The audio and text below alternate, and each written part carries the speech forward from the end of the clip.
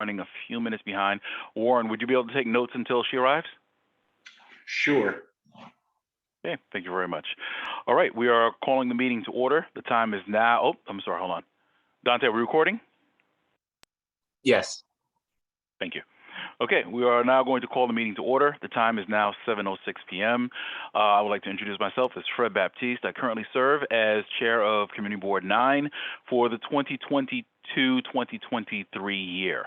I just want to say it's just fantastic to be back. It's fantastic to be amongst the board, with the chairs as well, the executive committee members. I'm looking forward to an exciting year, a productive year. There's a lot on the plate for us to do this year to get accomplished. Infrastructure we're still setting up. Momentum, we're trying to keep going with some of the great projects and initiatives that the committees have already initiated. So we're just looking forward to a great year. And we're going to try. I'm going to strive this year to be as efficient and as we can with the agenda in terms of we're going to move forward. I just want to make a very quick note in terms of for all the chairs, for all the executive committee members, and this will be addressed to the board as well. We want to make sure, and this is going to echo some of the things we've talked about in some of the trainings. We want to make sure that we are respectful of everyone's time. We want to make sure we're honoring everyone's time and commitment. So we're going to ask everyone to make sure they're here in a timely fashion. We're going to ask everyone to make sure that we're speaking in turn as well. We're waiting for recognition. We're asking for everyone as well, particularly when it comes to reports, to keep it brief. So one of the things that we are going to be implementing is for all reports to make sure that chairs, please keep it 2 minutes or less. 2 minutes or less. Make sure that you're giving us the highlights. Make sure we have an idea of what it is you're doing, what things you have in flight. We may have brief questions from the executive committee just to get a sense of where you are, and if necessary, so we can provide guidance in terms of next steps or create linkages between committees. But we want to make sure that we're keeping it short. We're making sure, please make sure that you're coming prepared with your remarks under 2 minutes, so that way we can proceed. And with that, and I just want to remind everyone of the rules of conduct. They apply for all CB9 meetings. We're going to waive the reading of those rules. They are posted on the CB9 website. But just to be clear, and just as a reminder, ultimately, we just want to make sure that we operate in the spirit of respect, where we're going to respect opinions. We're going to respect people's right to express them. And we understand that we are not always going to agree, but we can at least be respectful as we do that as well and engage in these conversations. So with that, we are now going to go to public comment. Dante, is there anyone who signed up for public comment for this evening? Not that I'm aware, no. Okay. All right. So I do see one attendee. So for public comment, if there is anyone who wishes to give public comment at this time, you will be allowed to have 2 minutes to address the board. If you are an attendee, please use is it *9 function? I think it is *9. Yeah, *9 function to raise your hands, and we can recognize you, and you can be promoted into the panel, so that way you'll be able to address the board. If there are any board members, and address the board. Is there anyone at this time who wishes to give public commentary?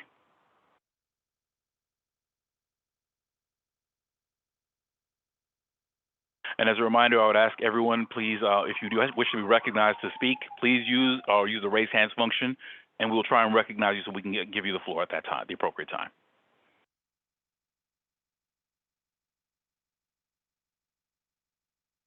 Dante, do we have any raised hands? None.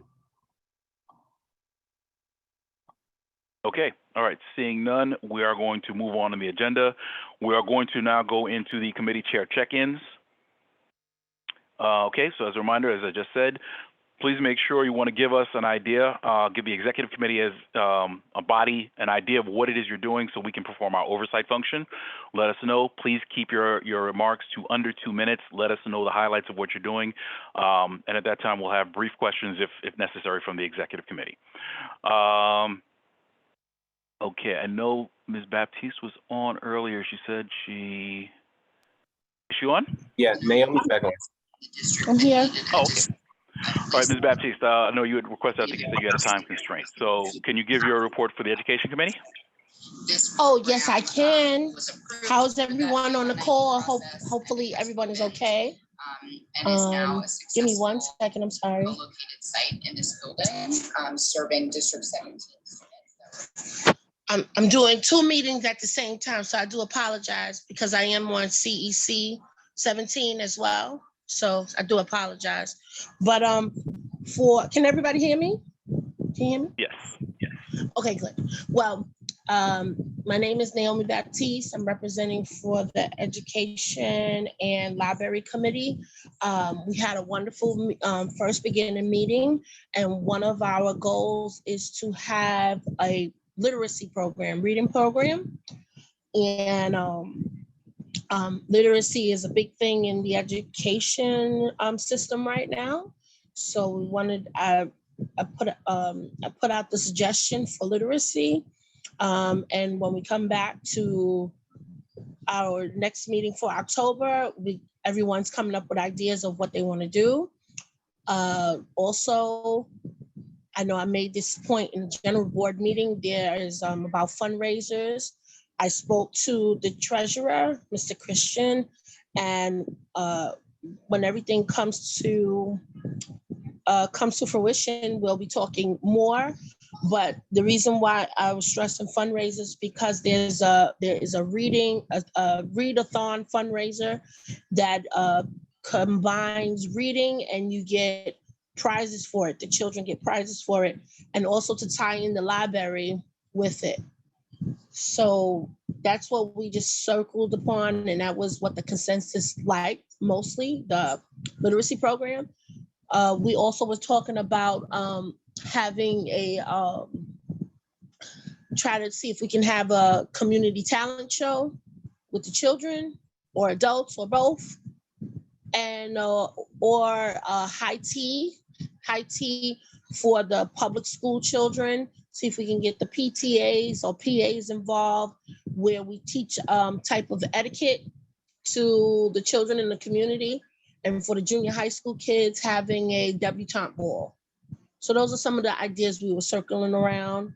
And the last thing was talking about a spelling bee, trying to have the children participate in the National Spelling Bee in Washington, D.C., but still working on that to see what the consensus wants to really do. I don't want to put myself in saying what I want to do, but what the consensus does. So that's all I have to report for now. Okay, thank you very much for your report. Exec, are there any very quick questions from exec? Seeing none. Not a question, but Naomi, if you're interested in literacy programs, I run one here in New York. It's an organization called Reading Partners. I could give you an overview of the world of literacy nonprofits in New York, for sure.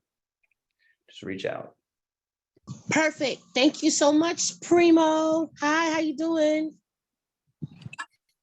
I'm good. It's good to see you. Thank you very much for that, Primo. Okay. All right. Moving on in no particular order. Mr. Almanor, I see you on. Welcome. Good You have a evening, report for- everyone. Yes, I do report for have a PRC? report. Yes, just a report on our first meeting, which was mostly, I thought it was mostly an housekeeping meeting where we're going to try to set up the parameters, what we're going to do, and we're able to elect a vice president, not vice president, a vice chair. This was one of our new CB9 members, Courtney Loisel, and we also tried to do the election for a secretary, which we tabled for next meeting because we couldn't get too many people. At this point, there were also the suggestion that we rotate it. So this will be final, hopefully to finalize in our October meeting. We discussed what was done last year in from the community fund, some of the other activities. We are planning in short order, hopefully pretty soon, about a community walk to our parks, playground, and community gardens. And this was followed by a couple of discussions I had with Assemblyman Brian Cunningham. He said he would be glad to participate, come with us and do a community walk to assess what's going on in the various community gardens, neighborhood parks, and so on and so forth. So I'm going to try to reach out before the next meeting to see if we could get a date, and then we could schedule it.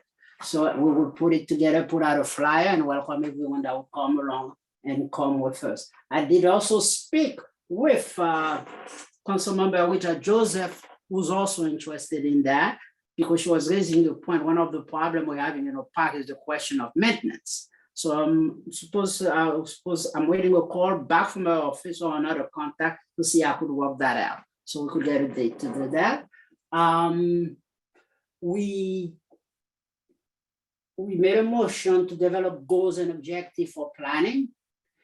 We had a discussion on action plan for the next meeting.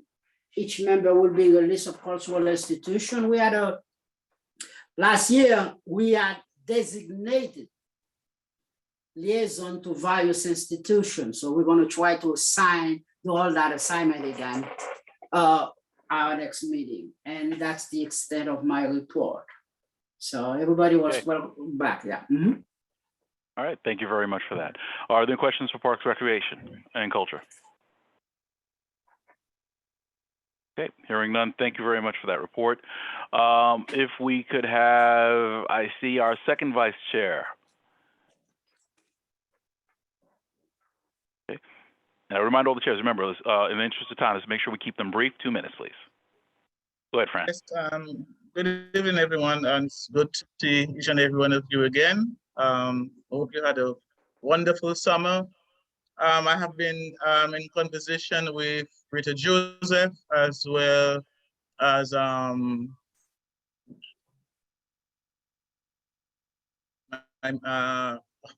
what's her name again? On the other side, Crystal Hudson. Yeah, so we've been so we've been talking when it comes to the seniors, programs for the seniors, as well as mental health. So we have to meet. I met with Rita Joseph last Friday, and I have to we'll be meeting with her again, and we'll be discussing some programs for the seniors. We will be the team. Thanks for the team that was placed together for the health and social services. So I'm looking forward, to split the team to hit the senior centers as well as the shelters in the community. There are quite a few shelters in the community that we don't know of. And what I realized is that a lot of the shelters, they try to keep persons out who are coming in to see what's happening. And it is our business to go in there to make sure that things are happening right. So we want to bring programs. There are children, there are the senior centers with just the families, and there are just individual, either men or women. So we are looking to work with the shelters. We're looking to do programs for the seniors as well as the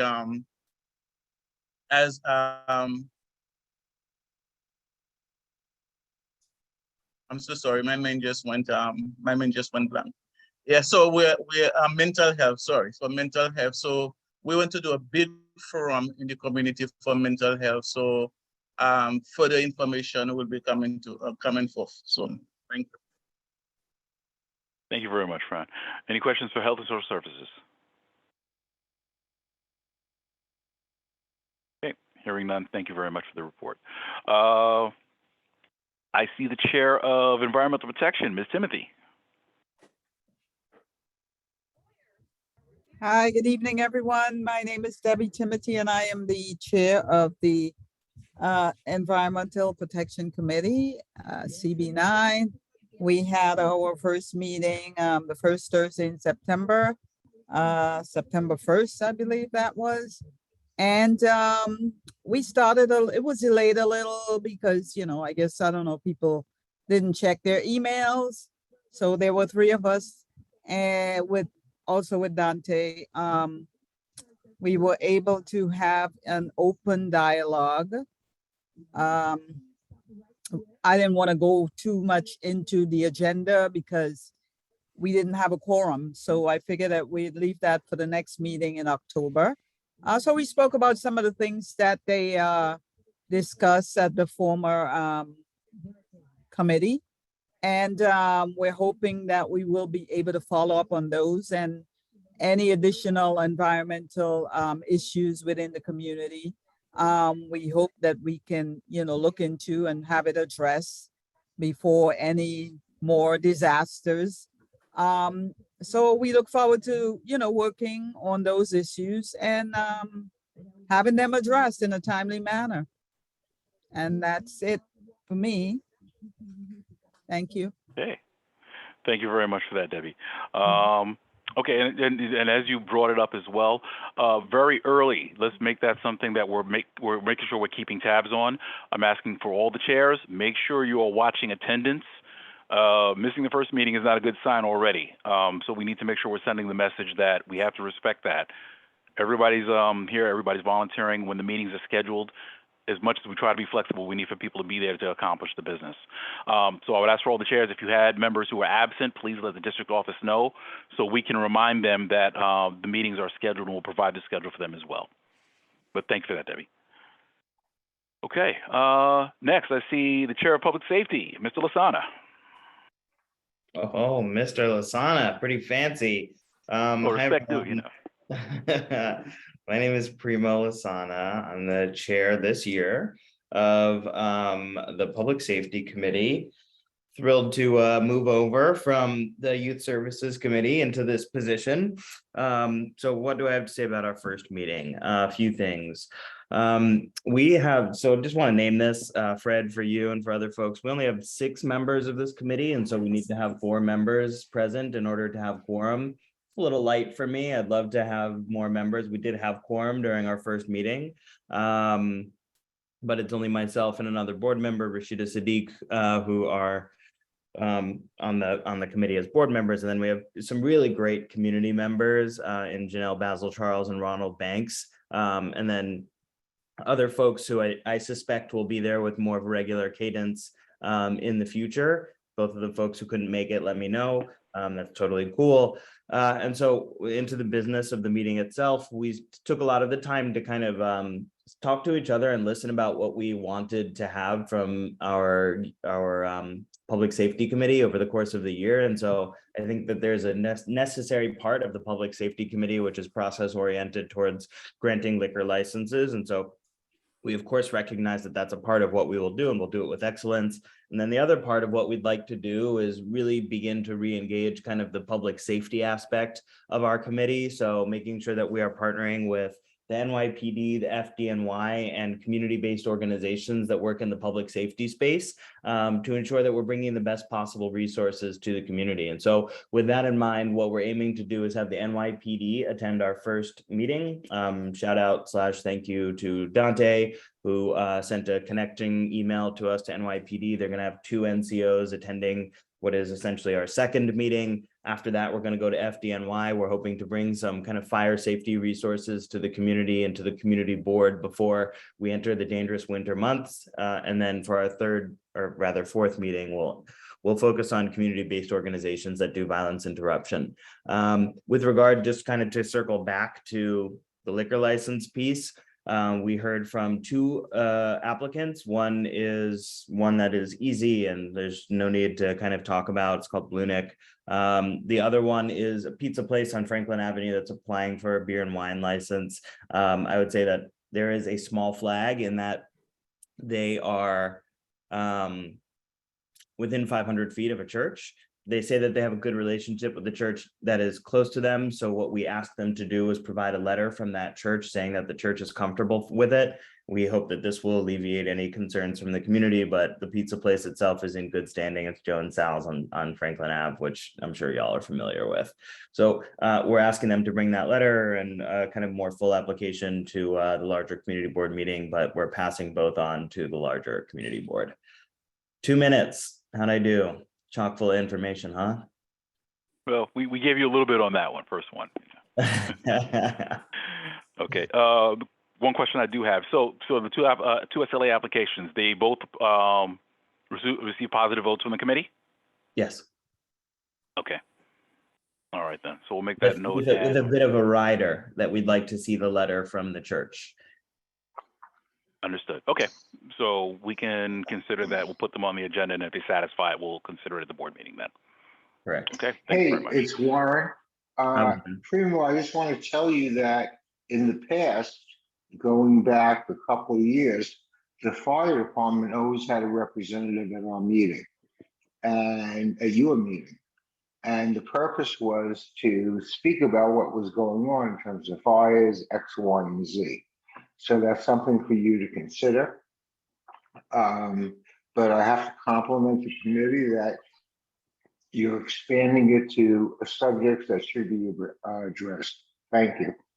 Yes, absolutely, Warren. And we're going to bring FDNY to our meeting after next. We're just trying to kind of build relationships with the individual kind of departments, if you will. But I think, you know, inviting them to come for every meeting is certainly on the table. And thank you for giving that historical context. I see Almanor has his hand raised. Sure. Well, before we go on, hold on, because I'm getting old, I'll forget it. With regards to your roster, let's talk offline afterwards, because you should have more than that. Yeah. I believe there's more members that are missing, so we'll talk about that offline. Give me a call. Absolutely. Mr. Almanor, go ahead. You have your question and we move on.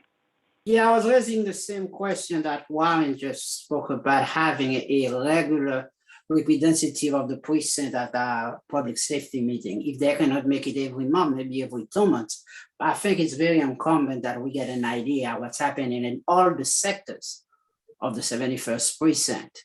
So they should make it a regular feature for us to know what comes happening, where, what kind of precaution we got to take in what sector. But I think we should make it something regular instead of just came one day, do a presentation and they're gone. So because I think we need to be proactive instead of being reactive, because of what I had noticed last year, we really get them there when something happened. That's the extent of my, it's more a comment than a question. No, yeah, helpful. Thank you, Nicholas. Appreciate that. All right, I do see the second vice chair. Very quickly, Fran, what do you got? Yes, I just want to say, Remo, thank you very much for the direction that you are taking in your committee, because most of the time we just heard about liquor license and nothing else happening. So I just want to say thank you for the direction that you're taking. That's all. Thank you, Francisca, and thank you, Nick, and thank you, Warren. I definitely am hearing you that it would be good to have a more regular presence of both NYPD and FDNY at our meetings. So I'll bring that energy to our next meeting. Appreciate y'all. Thank you very much, Primo. Okay, we have the chair of the Youth Services Committee, Ms. Creary. Hi, the floor is yours. Hi, yes. So I guess we're just giving a brief overview of our meeting. Okay. So hi, everyone. So we had a great meeting. We had about, I believe, about 8 or 9 people who were in attendance, a good turnout. We discussed some ambitious goals for this year. One of them being, having like a job preparation workshop, a resume prep workshop, Dress for Success, financial literacy, and various things to get our young people ready to work, and having a discussion and things around work ethic.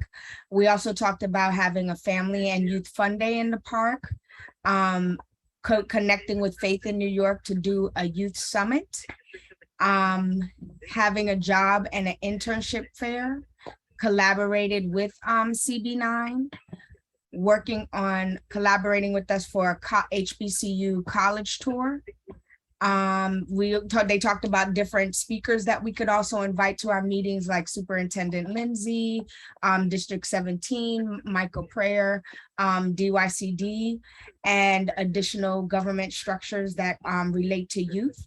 We talked about, with a lot of the entities that we have, there's a lot of times where adults are making all these decisions for youth, but that youth aren't actually involved.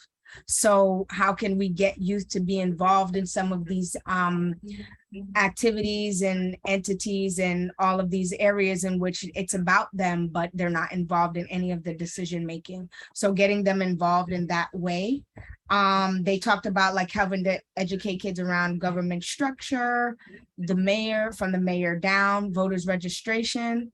Like we tackle a lot of things that affect high school youth, but we should be doing a little bit more in focusing on the 20 to 24-year-old population, so they could be in college, or maybe they're not in college, but they still need support and assistance.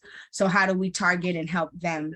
And we have a new vice chair, John Beckles. He was nominated in as vice chair, and for now we'll be rotating the secretary. And that was mainly the main overview of our meeting. Okay, thank you very much for your report. Are there any questions for the Youth Services Chair? Okay, seeing none. Thank you very much. I see here a lot of stuff going on. Definitely make sure you get those budget request forms as quickly as possible, so that way we can start the process of, identifying, scheduling and resources that are required for all those activities. Okay, thank you very much for your report. Let's see. If I may have Ms. Moses, Chair of Land Use. See, I didn't call you last this time. I'm almost last time. Good evening, everybody. Again, I'm Pat Moses. I am the chair of the Land Use Committee. Our first meeting was held on September 13th, and we did have a quorum. We had one board member that was absent, and we had two community resident members that were excused. I also appointed Warren Berg as the vice chair and Suki as the recording secretary. So our minutes will be on time. We had an agenda and we went back, and you will see it in our minutes. I don't need to go into that. But we had old business and we just did updates, and that will show in our minutes. But one of the things I did want to discuss is that that was brought up was has to do with the land. Was the New York improvement to improve its land use decision making. So in other words, for the ULUP, they want to make revisions to it. Now, they are having a Zoom meeting on September 28th at 8:30 a.m. And if you don't have the information, you can get it from the district office. So anyone that can make it, as they start to go over what they're proposing. So we need to be in it from the beginning, which I plan to be. If I can get up, I plan to be at 8:30 in the morning. If not, a number of our members will be reporting out on that. So that's very interesting as to why they want to change it. And I know people already have ideas about they don't really want it, but we like to listen to everything, both sides. And that's what we plan to do. And as far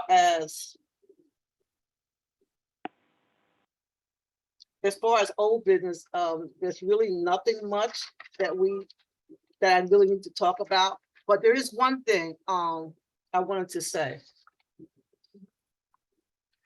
It was brought up that, well, let me just put it this way. The Firestone building, we had referred it to the Environmental Committee last year. And for some reason, Teresa said it was referred back to us. We're not dealing with environmental issues at this point. So the chair, can you please listen to what I guess Teresa has to say in reference to that? Because it is in fact an environmental issue. It is not a ULUP issue. That's it. Sure, but we haven't made any referrals of Firestone back to any committees. I don't, that's in, I don't know why it was referred back to the ULUP committee. I have no clue. No, that's the thing. There's no land use issue there. It shouldn't. I haven't Right. made any referrals. I'm not sure.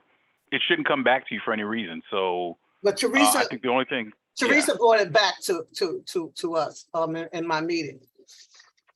And I don't know why. Okay. No, there's nothing for ULURP to do at this time. If anything, the district office we're monitoring, Firestone and any of the other, places where they're doing construction, because I know that there have been concerns raised about environmental issues between, like asbestos or if they were previously industrial use, to make sure that there's no contamination that's going out. So that's something that we're monitoring operationally from the district office. Dante, do you have anything you want to add with regards to that, or? Yeah, no. I think you said it well. Yeah, we haven't received any referred back to any committee. So at last thought, it was with environmental protection. Yes, we are monitoring, and what we're trying to do is capture essentially an Excel sheet of all of the developments that are happening in the district. So it's readily available for people. Now that's going to take some time to come up with the data and to get all those locations. But, on that spreadsheet, once we get that, that'll be something that all board members will be available to all board members, just so everyone's up to date on what's going on with the projects in the district. But other than that, I have nothing. Okay, so Debbie, I guess you can, follow up on that since you're the chair now. Okay, I do see 3 questions. We're going to take those, but we do have to move on. So Okay. I see Beverly, I see Linda Watson-Lord, and Christian Lubeau. And we're going to end on those. We have to move on and finish the other reports. Beverly, go ahead. You have the floor. Patricia, hi, how are you? Hi, Beverly.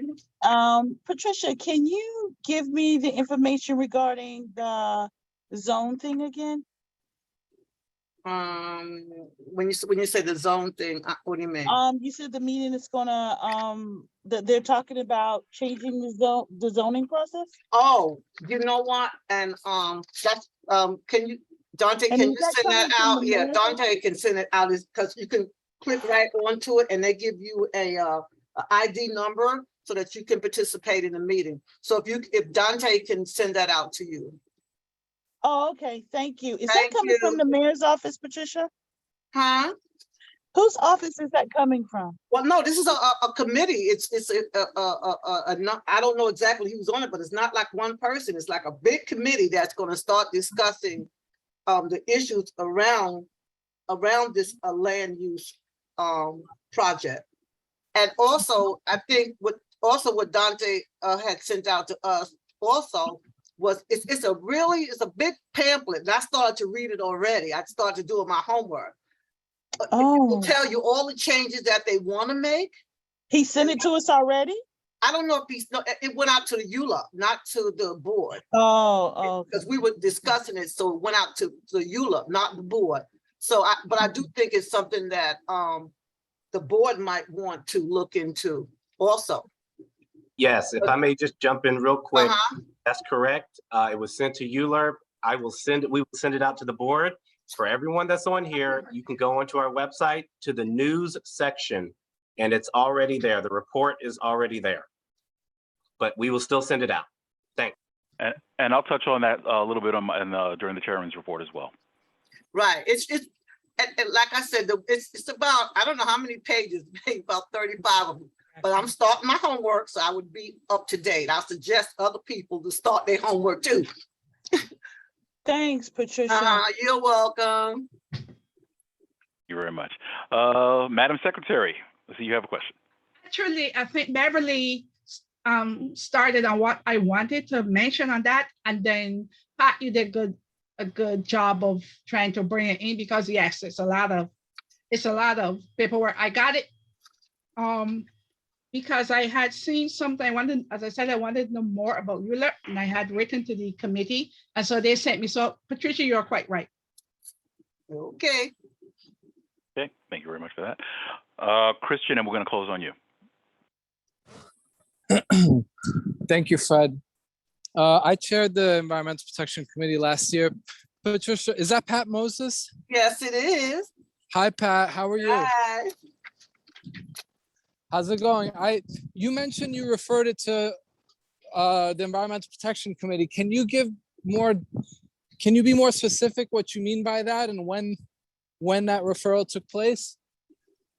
Oh, goodness, I don't even remember exactly when, but it would probably show in, well, Dante could bring you up to date with that because it has to show, it would show in the minutes and I'm not really sure. But it had to be like towards the end when they first started. It might have been around May or something, or April, May. I know it was like later on. It was like later on because we brought it up because we noticed the digging and we didn't know exactly what was happening. So the ULUP looked in and to see if they were like what they were actually going to build there, you know. And then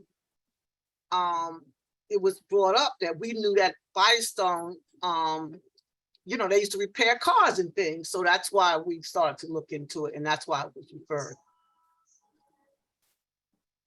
Thanks, I appreciate that. I don't recall it being an agenda item on our committee meetings last spring.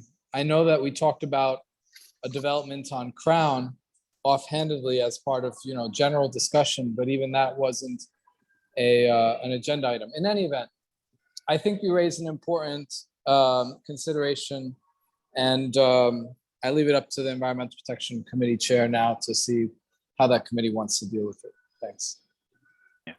Actually, just as a point of information, so this is actually something that Dante is going to take from the district office.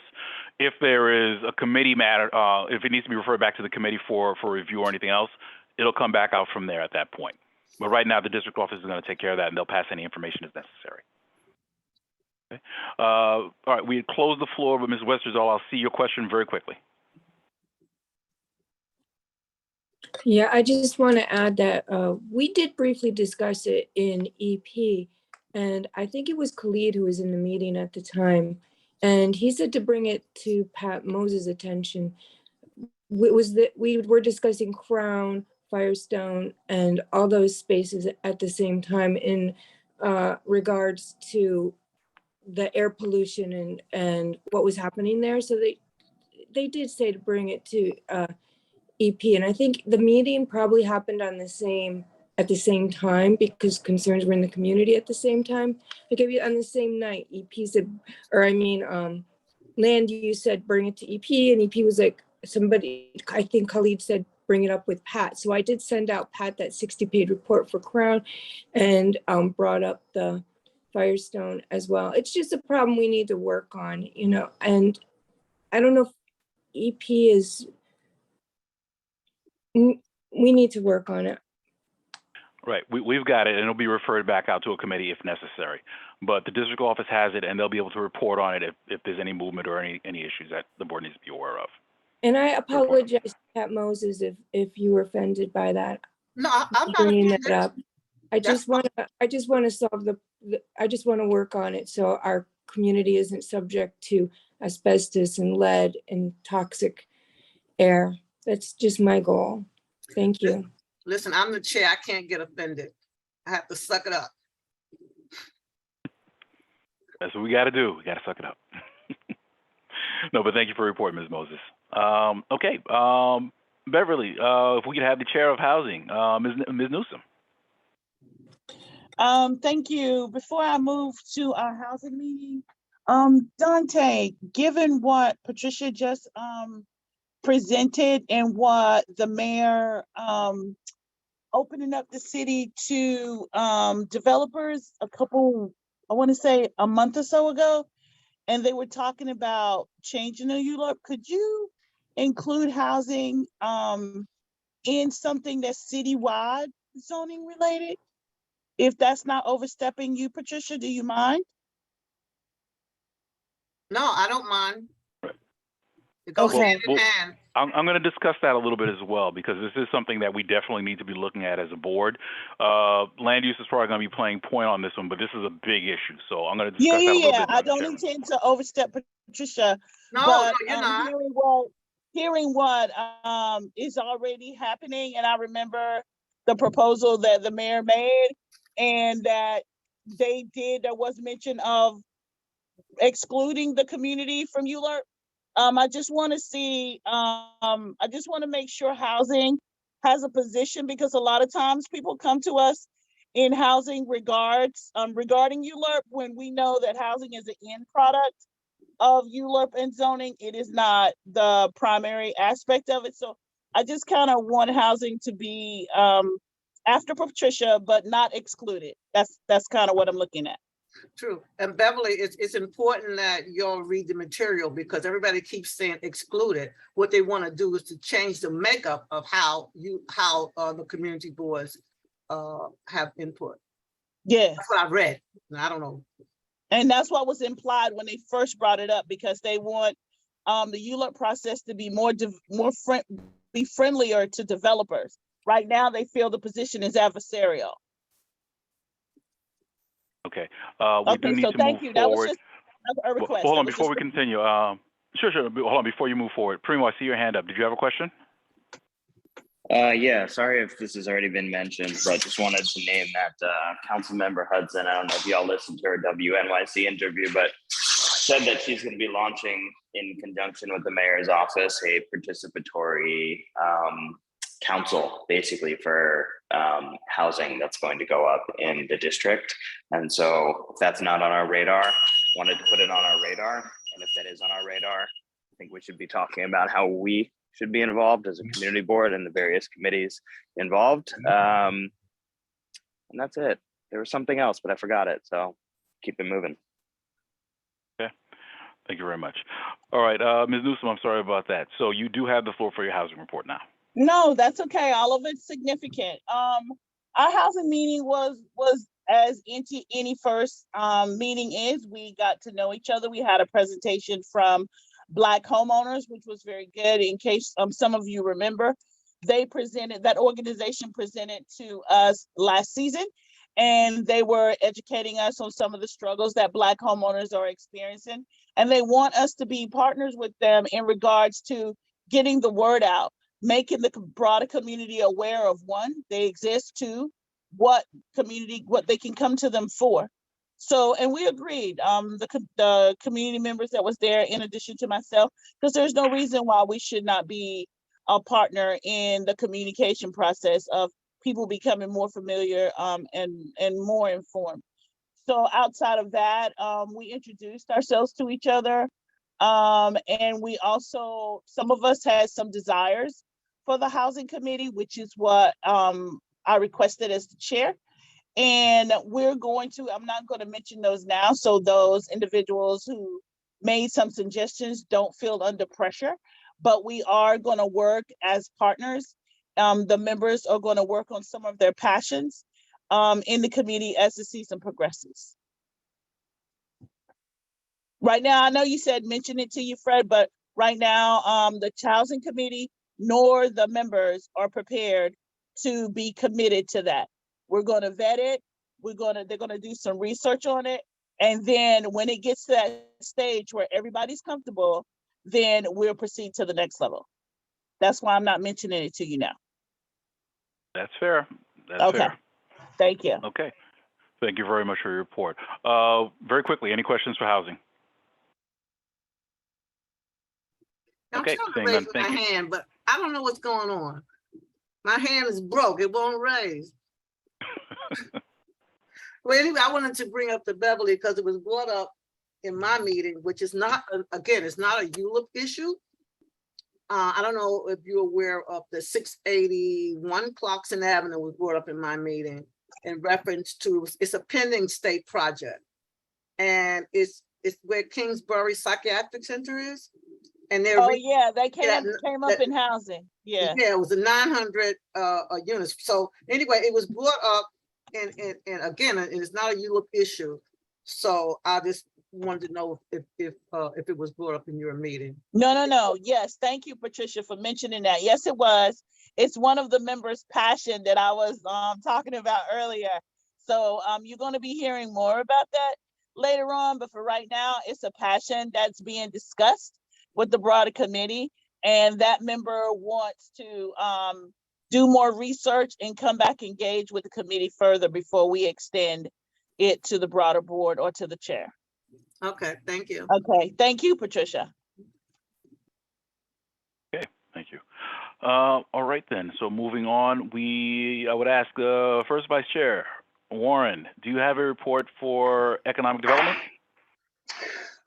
Yes, I do. I am the interim chair for economic development, and we had our first meeting.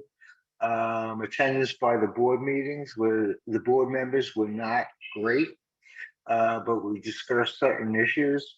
The first thing is that what I suggested as one of our key issues is to have our merchants merge with another merchants association, the Flatbush Avenue Merchants Association, that's well organized.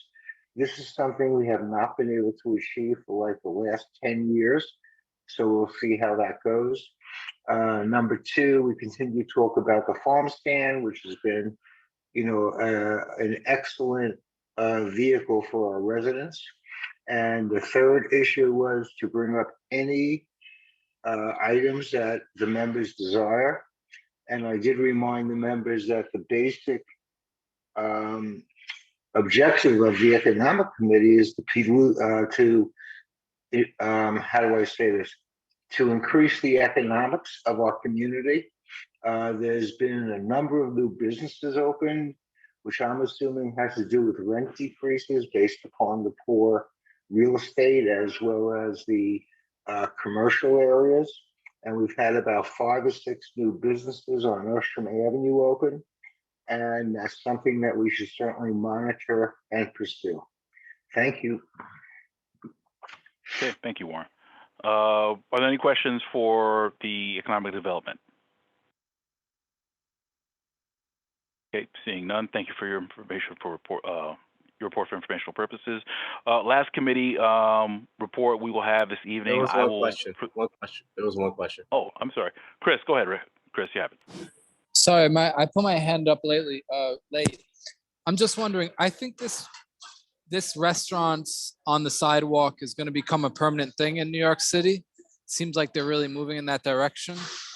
And I'm wondering, what committee does that fall under? Questions about those restaurants on the sidewalks and on the street. Thank you. That one is going to come back up. Actually, it was something that they were pushing for it. That one actually got tied up in court. So the sidewalk restaurants are something that the city had been pushing. I believe DOT was supposed to be administering that. There was an environmental issue. There was an issue, I think, regarding the environmental study wasn't done appropriately, so it was sent back, I believe. So we're going to end up seeing it again. Yeah, so probably, I don't have the answer right now in terms of who's going to get that. It depends on how the question is framed. Again, I think DOT is supposed to get it, so it may come back through transportation. It may come back through public safety. I think we need to get a little bit more information, but as soon as that happens, we'll refer to the appropriate committee so that they can begin tackling that. Thank you. So that's a heads up, Primo. Okay. All right. Fran, I see your hand. Late, but okay, I see your hand. No, quickly, is it something that we as a board should really, I think that we as a board should really look into? Because when you look in the community, there are a lot of those little sidewalk restaurants, they're abundant. You have chairs and garbage and everything in there. They are taking up parking spots and then they are not being used. So I think it is something that we should really look really deeply into. Point well taken. I will say this. Let me say this. Very quickly, if we see these kinds of issues, so all these issues, if we see sidewalk sheds that are getting garbage or whatever else, one of the things that I'm pushing for us to do as a board that we ask the community to do as well, report them. Because we do need to start getting the data on that. If they're becoming nuisances, if it's an issue, those are the kinds of things we want to make sure we're documenting in terms of we have data in terms of complaints about those. And, their environmental issues they create, because I think when they put them in originally, it was supposed to be as an aid economically for all the restaurants. And we get it.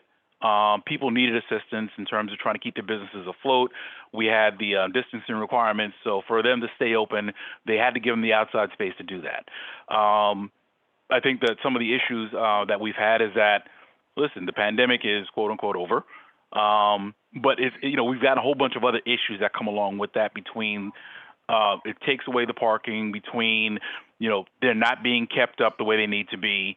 And in some places they're becoming eyesores because they're not being maintained. So anytime that there are any issues, if you see those things, please make sure you're contacting 311 and letting the district office know as well, so we can keep a log of the complaints that are happening with this. So that way, when this becomes a formal proposition, we're in a better position to actually to give testimony to say that this is working, or these are the things that would need to be fixed in order for it to work. But thank you for your point, though. Fred, it's Warren. I want to piggyback on that. My understanding of what Mayor Adams has implemented is that they are determining which sheds are in disrepair and not being used and which sheds are vibrant.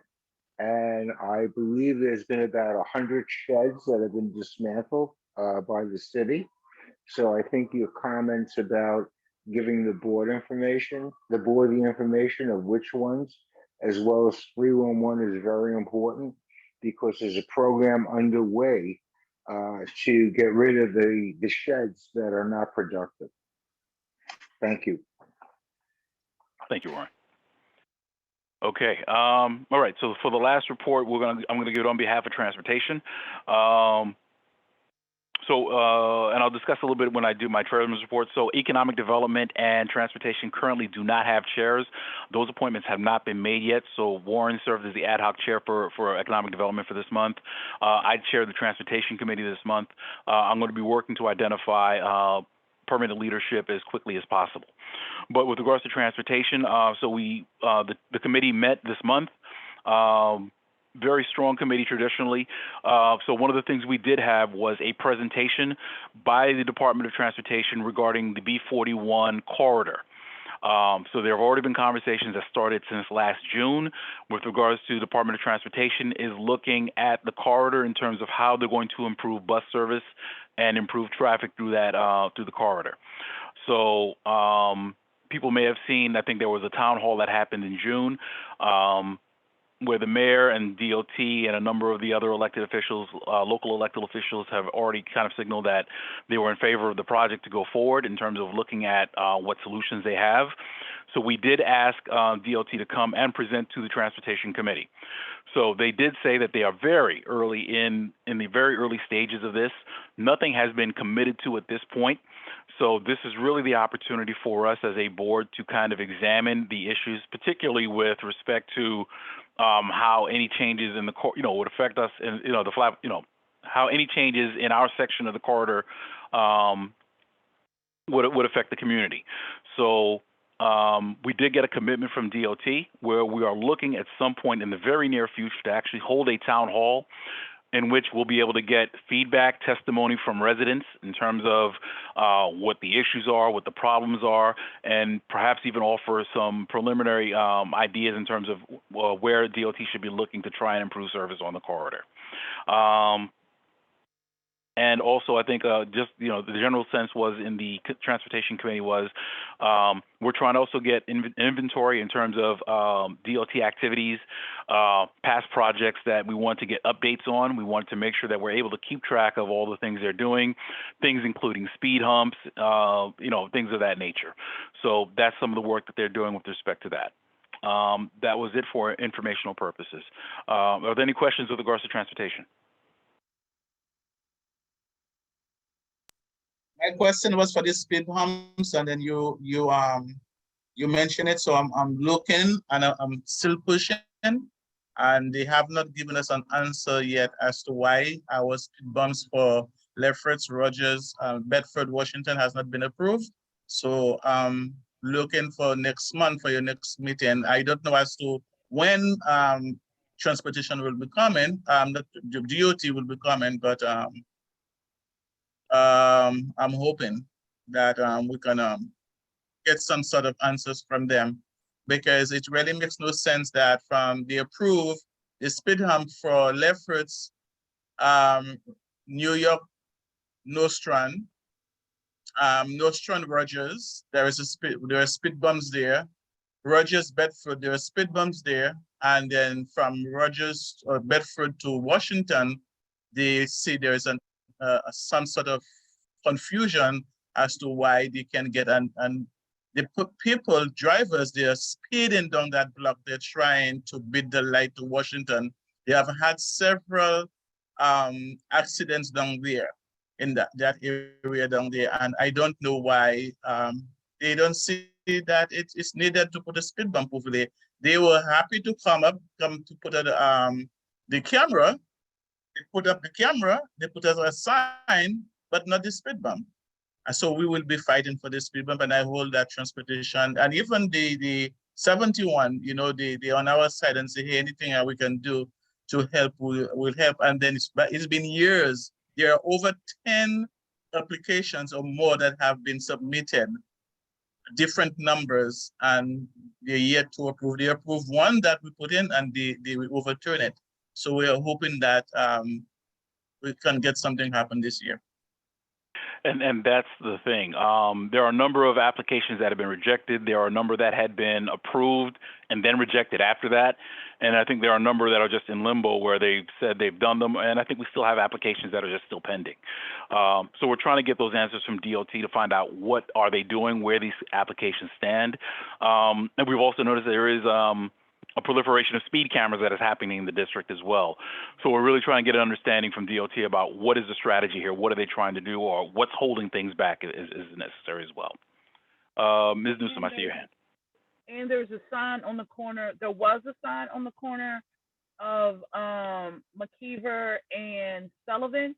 And once the sign was knocked down, they did not replace it. And when we spoke to them about the speed bumps, they said they did research, and the speed bumps were not necessary.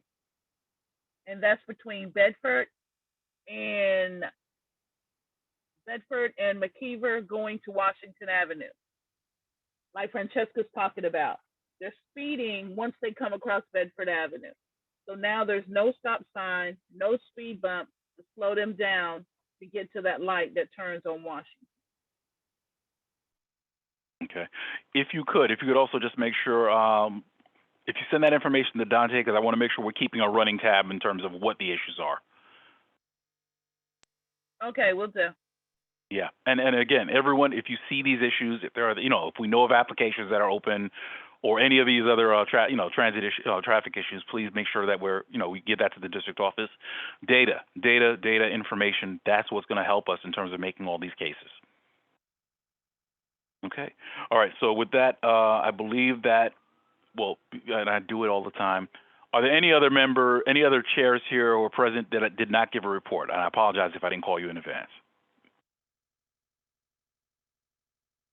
Okay, seeing none, we are now going to move on in the agenda.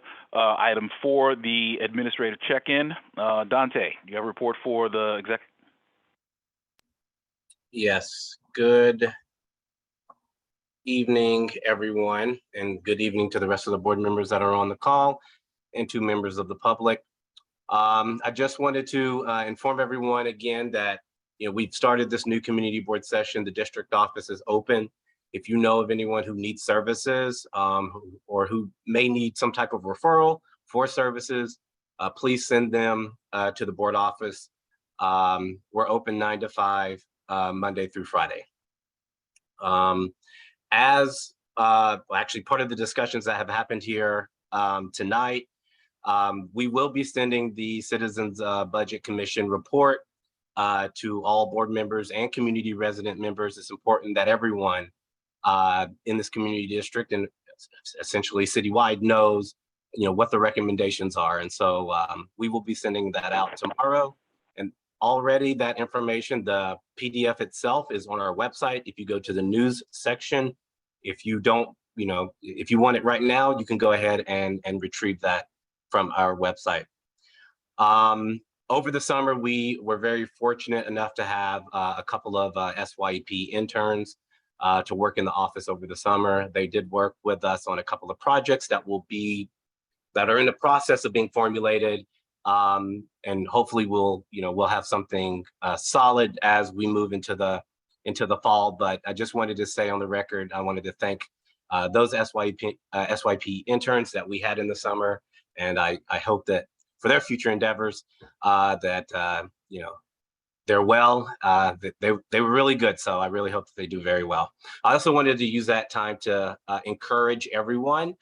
If you are part of a nonprofit or an organization, I would definitely encourage you all to encourage your organization to be a work site for SYP next year. There's a lot of young talent out there, and there's a lot of community-based organizations that we have right here in Central Brooklyn. And so if we can keep that talent here, we keep the talent here, we keep the money here, information stays here. I think that that's good for the community. And so I definitely want to encourage any organizations out there to sign up to be a work site next year. And if you need information, I can connect you to DYCD for that. Moving forward, I've decided to move my district service cabinet meetings to Tuesday mornings before the general board. Something that I realized last year is doing the meeting at the beginning of the month, the information expires, and then when I'm reporting it, it's essentially useless. And so I don't want to get into that habit and routine. So the information that I get in the morning, I can just disseminate it at night and keep it moving. So I will be moving my meetings to the fourth Tuesdays in the morning. Let's see. We will also be working with the committee chairs. And if you already have a secretaries of committee, the committee secretaries to format the committee minutes and to get them up on the website. As soon as we get the minutes in the board office, if they're formulated, if they're formatted and they're clean, we try to get them up to the website as fast as possible so they're available to the public. So we'll be working with committee chairs and secretaries on that moving forward. Also, as I said, we're going to be putting together in the district office at least some type of rolling tab of large projects that are happening in the district. Obviously everyone knows that this district is saturated with development, and so it's important that we all are aware of the developments that are going up in the district. And so we're going to try to compile all that information and have something solid for everyone. Just keep your eyes out for that. Also, if you are part of a block, tenant, merchant, neighborhood association of any kind, please reach out to the district office. We want to make sure that our records are up to date. One of the best way for us to get information to groups of people is having that connection. So if you're part of any of those associations or even associations I didn't name, please reach out to the board office, and we can connect to see how we can work together to get information back and forth. There was, I believe, an inquiry about a community board member handbook that came up maybe in the training that we had in August. I did reach out to Borough Hall. No one has seen an updated version of that community board member handbook that Pat Moses was talking about. So I did send that out. If anyone else is interested in that handbook, I can send it out again, but as of right now, there's no updated version. I know that I did receive a couple of inquiries from some folks about missing trash cans on their blocks from Labor Day Juve. If you are missing a can, if there's a missing can, reach out to the board office, let us know the cross streets. I'll reach out to the DSNY Super to see if they can get that replaced in a timely fashion. I do know that they are in the process of putting the trash cans back. So they're in that process, but if you do see one missing, just let the board office know so I can flag that for DSNY. And then the last thing that I have is, over the past couple of months, Mia and I have been in the office slugging through, getting the work done. As you all are probably aware, that Khalid Nixon did move on from Brooklyn Community Board 9 and is now the Assistant District Manager at Manhattan 11. So congratulations to Khalid. But we did conduct interviews over the summer months. And I am pleased to introduce you all to Khalid, not Khalid, Khalid Jamaat. If you may actually be familiar with Khalid. He started as an intern in former Assemblymember Diana Richardson's office and worked his way on to her staff. And so I just wanted to say this quick introduction. Welcome to CB9, Khalid. Can you say a few words? Welcome. Hello, can everybody hear me? Yes. That's it. It's a pleasure. Thank you, Dante, for that. Warm welcome. I'm thankful for this opportunity. I can't wait to meet all of you. Let me start off. My name is Khalid Jamat. I started with former Assembly Member Diana Richardson, which got my interest in community involvement. I didn't even know about community boards until I became an intern through SYEP. So I'm grateful for that opportunity, and I'm just happy to learn as much as I can. I can't wait to see all of your faces and introduce myself formally in that way. And I'm just ready to get to work and learn as much as I can with you. So I hope everybody had a great summer, and I look forward to meeting with you all. Thank you. Welcome, Khalid. Khalid, welcome. Glad to have you as part of the team. Your reputation absolutely preceded you. Happy to have you here and looking forward to great things. If I may speak, Mr. Manager, I must say that Khalid, welcome on board. When I went to Diana Richardson's office, I met this young man and I was so impressed. I was sitting waiting to have a meeting, and the way he conducted himself on the phone, persons coming through the doors. I was watching him as a young Black man, young, and the way he was so professional, and I really admire you, at your age and the way that you handle people, your mannerism, your respect. So I know that you will be a great addition to the team. So welcome on board.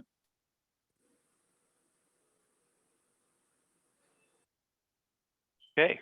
All right. So with that, not to steal Khalid's thunder here, but are there any questions for the district manager before we proceed? I have one. Does the district manager submit a written report also?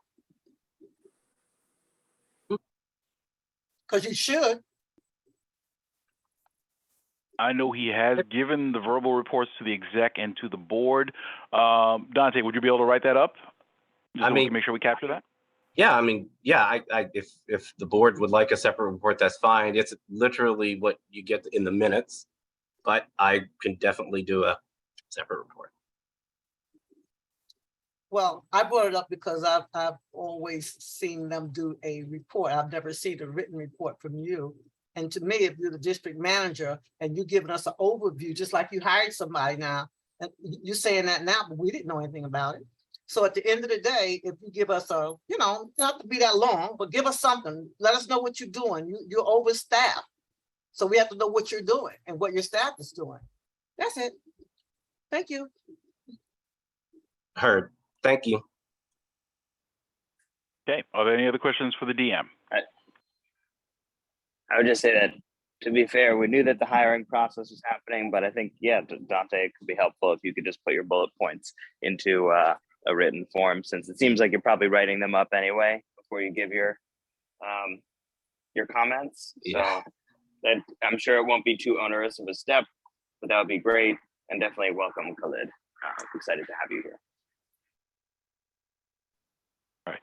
What I would probably recommend is, because Dante is probably in a similar situation that I am as chair, I don't write two reports, one for exec and one for the board. I try and give a summary of my notes and submit those as part of the board minutes. So we will make sure, well, Dante, if we could ask if you can make sure that you submit your formal written report as part of the general board meeting minutes record. Okay, I understand. Okay. That makes sense. Yeah. Okay. All right then. Okay. All right then. So we are going to move on to the agenda. Chairman's check-in report. So there was a revised amended agenda that was sent out. Where expanded a little bit on some of the topics that I wanted to discuss as part of my check-in. So we're going to go through this. I'm going to try and go through as quickly as possible. But understand, we have a lot that we've done, a lot we've accomplished, and a lot of things we need to do. So, definitely the board, we don't meet during the summer hiatus. but there's definitely a lot of work that is happening. So a lot of conversations with elected officials, a lot of conversations, with Borough Hall in terms of things and initiatives that are going on. So we're going to be getting a lot of things filtering through the committees in terms of initiatives, things that are happening administratively and so forth. So going through my agenda. So the first thing I wanted to discuss were the committee assignments and expectations. So we went through after the board elections. One of the items that is outlined in our bylaws is the standing up of all the committees of the Community Board 9. So as part of that process, the district office was instrumental in terms of sending out the questionnaire. We're supposed to do the assignments with input from the board members. So that went out, and I'm happy to say that we were able to stand up the committees and provide the choices. So in terms of the assignments for the board, just to give everyone an idea, so we received responses from about 80% of the board. There were about 20% of the board members who had not responded. From the 80% that did respond, most of them received either their first or second choice. So that was good in terms of we were able to accommodate most of that. The remaining 20%, we were able to use them to fill in any areas where we didn't have enough, where we were thin in terms of the committees. And then we were also able to add additional resident members as well. So with regards to that, for all the chairs, the initial membership, I take care of from the board chair position.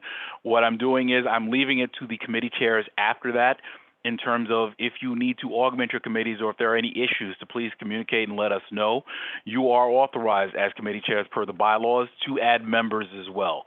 So if you do identify people, resources that would be helpful to you and your committee, please feel free to do that.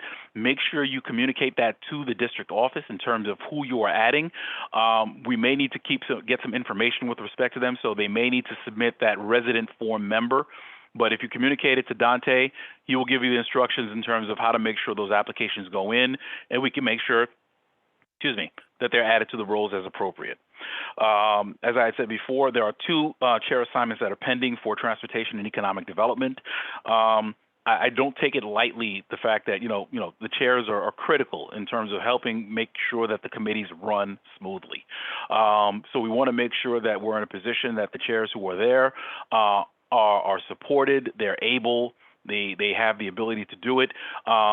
So we are in the process of trying to identify people who will be able to serve as chairs for those 2 committees, and we will give additional information as soon as possible, as soon as we're able to make those decisions.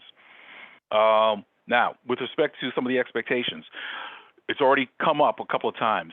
Member attendance is going to be critical. So what I need from all the committee chairs is to make sure that you are tracking. If there are issues, let's start identifying them very quickly, because we need to make sure that you are able to get quorum, that you are able to meet, able to transact business. And if we need to make any changes or any adjustments that need to be made, we want to make sure we're able to do those in a timely fashion so that way you can continue moving.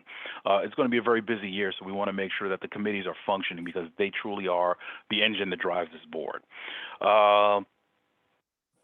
As a reminder as well, so all the activities, I'm hearing a lot of fantastic things coming from the committees. There's some really great ideas, but I just wanted to remind everyone that the committees, when they, when you're developing these things, any ideas or initiatives need to be approved on the committee level, which means you need to have a recorded vote. You have to have the quorum and a recorded vote in terms of, the committee has approved that the activity or the recommendation. With that being said as well, committees are subsets of the board. So once you've made that has to come to the executive committee. The executive committee serves an oversight function in terms of we're able to identify, are there any additional questions that need to be resolved before this goes to the full board. So make sure that you do that. Make sure that you have a clearly identified recommendation or clearly identified activity. We can look at it from the exec, forward it to the board, and the board will have sufficient information to review it and approve as necessary. Additionally, along with that as well, so one of the things we had implemented from last year was a budget request form. So we're asking, part of your planning process, if you have events that you are planning, to please utilize those budget request forms, because they really help to kind of give focus in terms of what is it that you're asking for and what are the things you're going to need. So do you require facilities? Do you require AV support? Do you require supplies? You know, are there certain things that you're going to need in terms of making sure that this event is a success? When you're able to identify that information, that budget request form will go to the treasurer and the district manager, who will be able to review it and identify what resources we have that we'll be able to support, and what resources we may need to try and get in terms of it. I'm not going to say don't stop. Do start doing your planning. This is not a guarantee that you know we can say we can support it, but at least we can begin the conversations early. And as I say that, please make sure if you're doing that, it's better as much heads up time as you can give. So if it's possible, if you can get an idea or a handle of what activities you want to do and get those budget request forms to the treasurer by December, it gives us an opportunity to kind of see what the district office can support from their side, and to see what resources we need to try to bring to bear. That may mean fundraising, and I think that was brought up by one of the board members. That may mean the engagement of elected officials. That may mean the solicitation of donations from private sources. But we want to know that sooner rather than later, so we can figure out how we can support all these activities as best as we can. Okay. Next, I wanted to talk very quickly about a monthly hearing. So there, you may have seen, you will see if you have not already, and there is a hearing notice that has been scheduled for next week. The hearing is going to be on the CBC topic that we had just finished discussing. One of the things we are looking to implement going forward is the beginning part of our meetings are going to be dedicated to a monthly hearing. So those first 30 minutes from 7 to 7:30 are going to be a monthly hearing. That is being implemented because that is actually a city charter requirement. So all boards are required to do monthly hearings where the public is able to speak on topics and provide testimony. So that was an audit point that we were dinged on. Actually, the majority of Brooklyn boards were dinged on last year when the controllers did their audit. So the way we are bringing ourselves into compliance is by scheduling this. One of the challenges is we didn't want to throw another day in the mix in terms of having board members come back to attend that. So what we're doing is we're looking at it a little bit differently, where the first 30 minutes are going to be scheduled and publicized as that hearing. At the hearing, we will have, if there is a pertinent topic, that will be put in for the month. We're looking to have the SLA applications actually considered as part of, considered during that section as well, so the public can provide testimony on that. We're going to be working where it's like, so some of that means that we won't have to discuss SLA applications when we actually go into the board meeting, which will happen immediately afterwards. And we're going to try and restructure so that way we can move some of the business that has been taken care of in the hearing. We can remove that from the agenda and hopefully still make sure that we are able to do everything in roughly the same time while making sure we satisfy all the requirements that we have to. So we're going to be setting ground rules. So, speakers will have 2 minutes in terms of being able to address the board in terms of providing testimony, the SLA applications, those topics. And I'm going to say right now, we're going to be learning as we go along. So this is something we want to do, we're going to implement. We'll be taking feedback in terms of what works well. If we need to make any adjustments, definitely do that. But we want to make sure we were able to do that, to satisfy that audit point in terms of making sure we are in compliance with their hearing requirement. Yes, so the CBC report, we've talked about that a couple of times this evening. You've heard about it. So the CBC report, very briefly, there were a couple of items in there in which they talk about the roles of community boards in the ULURP process. This goes back to conversations that have happened before with the City Council, where the idea was to try and streamline the amount of points in the ULURP process. What's being offered is that they say there's too much bureaucracy in terms of developers being able to move their projects forward because of all the steps of the ULURP process. So the CBC is supposed to be an independent an independent organization which offered these. The mayor has already signaled support for many of the tenants that are there, but I think there are very critical implications to the land use process and the community board's role that I think we really need to discuss in terms of how this affects us, and perhaps provide testimony at the appropriate time. So this is going to be the first time we're going to have any conversation. This is not meant to be a full-blown hearing, and we're going to get all the information in the first shot. But we wanted to take this as an opportunity to introduce this to the community, to be able to get initial feedback and testimony, and hopefully begin developing some ideas in terms of how we're going to address this, what next steps we need to be taking as a board. So that will be happening for right before the general board meeting. Okay. Next item I have is with regards to in-person meetings, because this has been a question. So we've been meeting virtually by dint of the executive order by the governor, which created a state of emergency for COVID. So that executive order had been extended a number of times for the last couple of years. So the governor let the executive order expire on September 12th. So that COVID state of emergency is currently out, and I think we've heard the news and we've seen a number of other mandates that have been lifted as well. There are currently additional emergency declarations that are still in effect for monkeypox, polio, and other for healthcare staffing.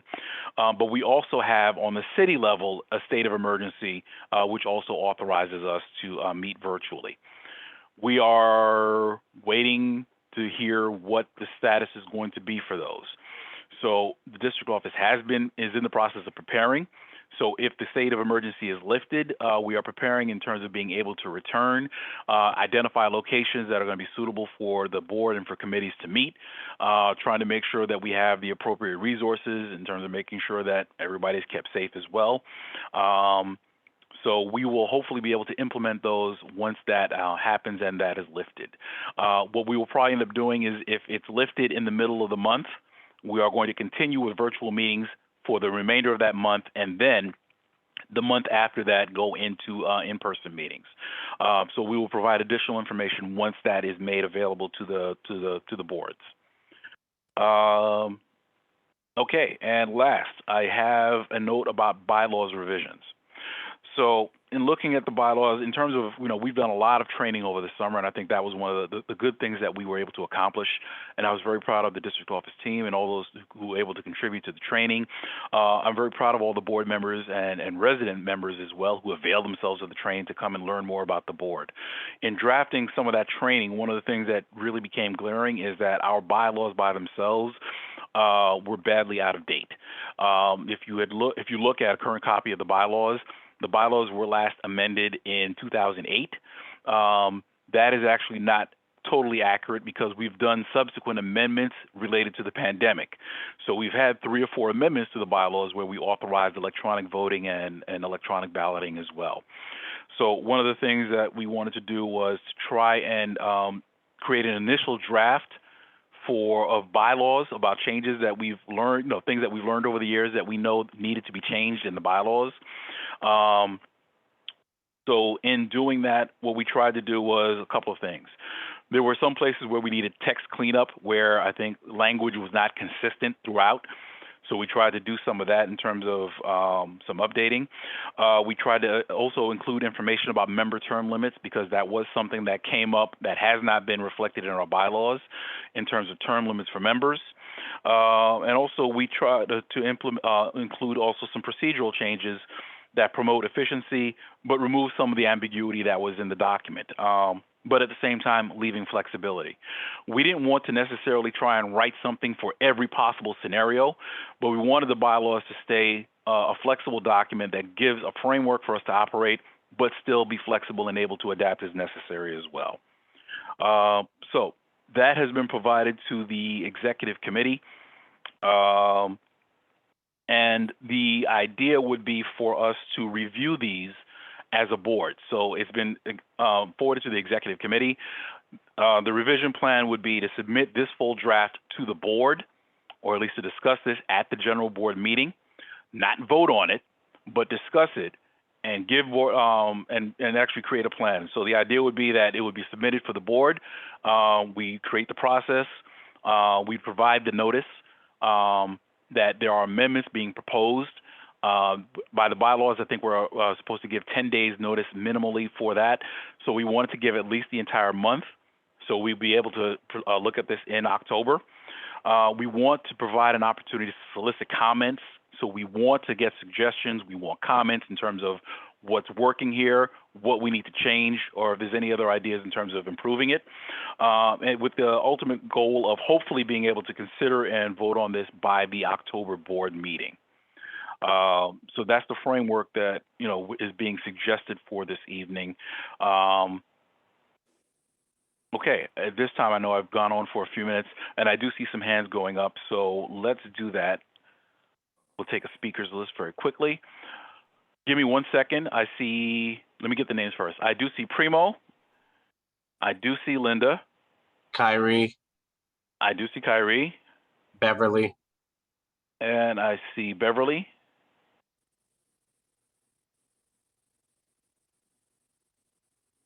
And is there anyone else? Well, okay, we'll stop there and then we'll continue on if we need to. All right, Primo, go ahead. Thanks, Fred, for laying all that out. Just want to name that if we're trying to do the SLA applications in the first 30 minutes, we need a quorum, right, in order to vote on the SLA applications. Is that correct? We do, but this would not be to vote. So what would happen is we're going to present. So once we approve them this evening, the SLA applications are posted, and members of the public will have an opportunity to provide testimony on it at that time. The vote actually happens during the business session. Oh, and sorry for my ignorance. And we approve them during the executive committee. To go on the agenda, correct? Yes. Oh, to go on the agenda, but we don't need to present the applicant. Like, I don't need to present the applications during this space.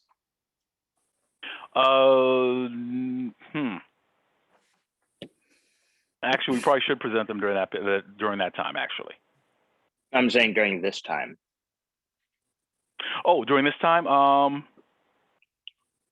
yeah, we'll do that. So, because I know that you said you have 2 items. Yeah, you said. I don't know if that's what we do. We do have 2 applications, but like I said, one of the applications we're asking for something else to be presented. Right. So I don't think you need to give an additional presentation. We can ask some questions. I mean, we'll entertain it if you know, when we bring it on the floor. If there are questions from the exec committee, we can answer those at that time. Understood. Thank you. And you're intending to hear commentary from the public and then vote later in the meeting? Correct. So you're trying to have me there for the beginning and the end of the meeting, Fred? Well, I'm joking. Yeah, hopefully you're coming. I'm joking. All right, bye. Okay, thank you. Okay, Linda. My question, yeah, my question is on the bylaws. I know I did get a copy of them, but I would like to ask, I don't sure how this will be taken. It was their committee who prepared these, and maybe if you want to share with us those committee people. No, this wasn't done by committee. This is changes that I've gotten some suggestions through the years, as well as things that I've noticed from different processes. Okay. So this is just a proposal for amendments, and this will be something that can be considered by the board, and it can be amended as necessary, and any edits as necessary can be made as well. But this is just to serve as a starting point for the conversation. Okay, so you wouldn't be like putting together a set of people to just look at it, bring back a final thing for voting, or you would leave it open? No. Yeah, we'll leave it open so members will have an opportunity to suggest changes. Okay. You have a date when you want to finish this? We would look to actually have this completed by next month. So I wanted to give members the month to review this and submit any recommendations for changes. And that would be discussed at the October meeting in terms of any edits, amendments, anything we need to do.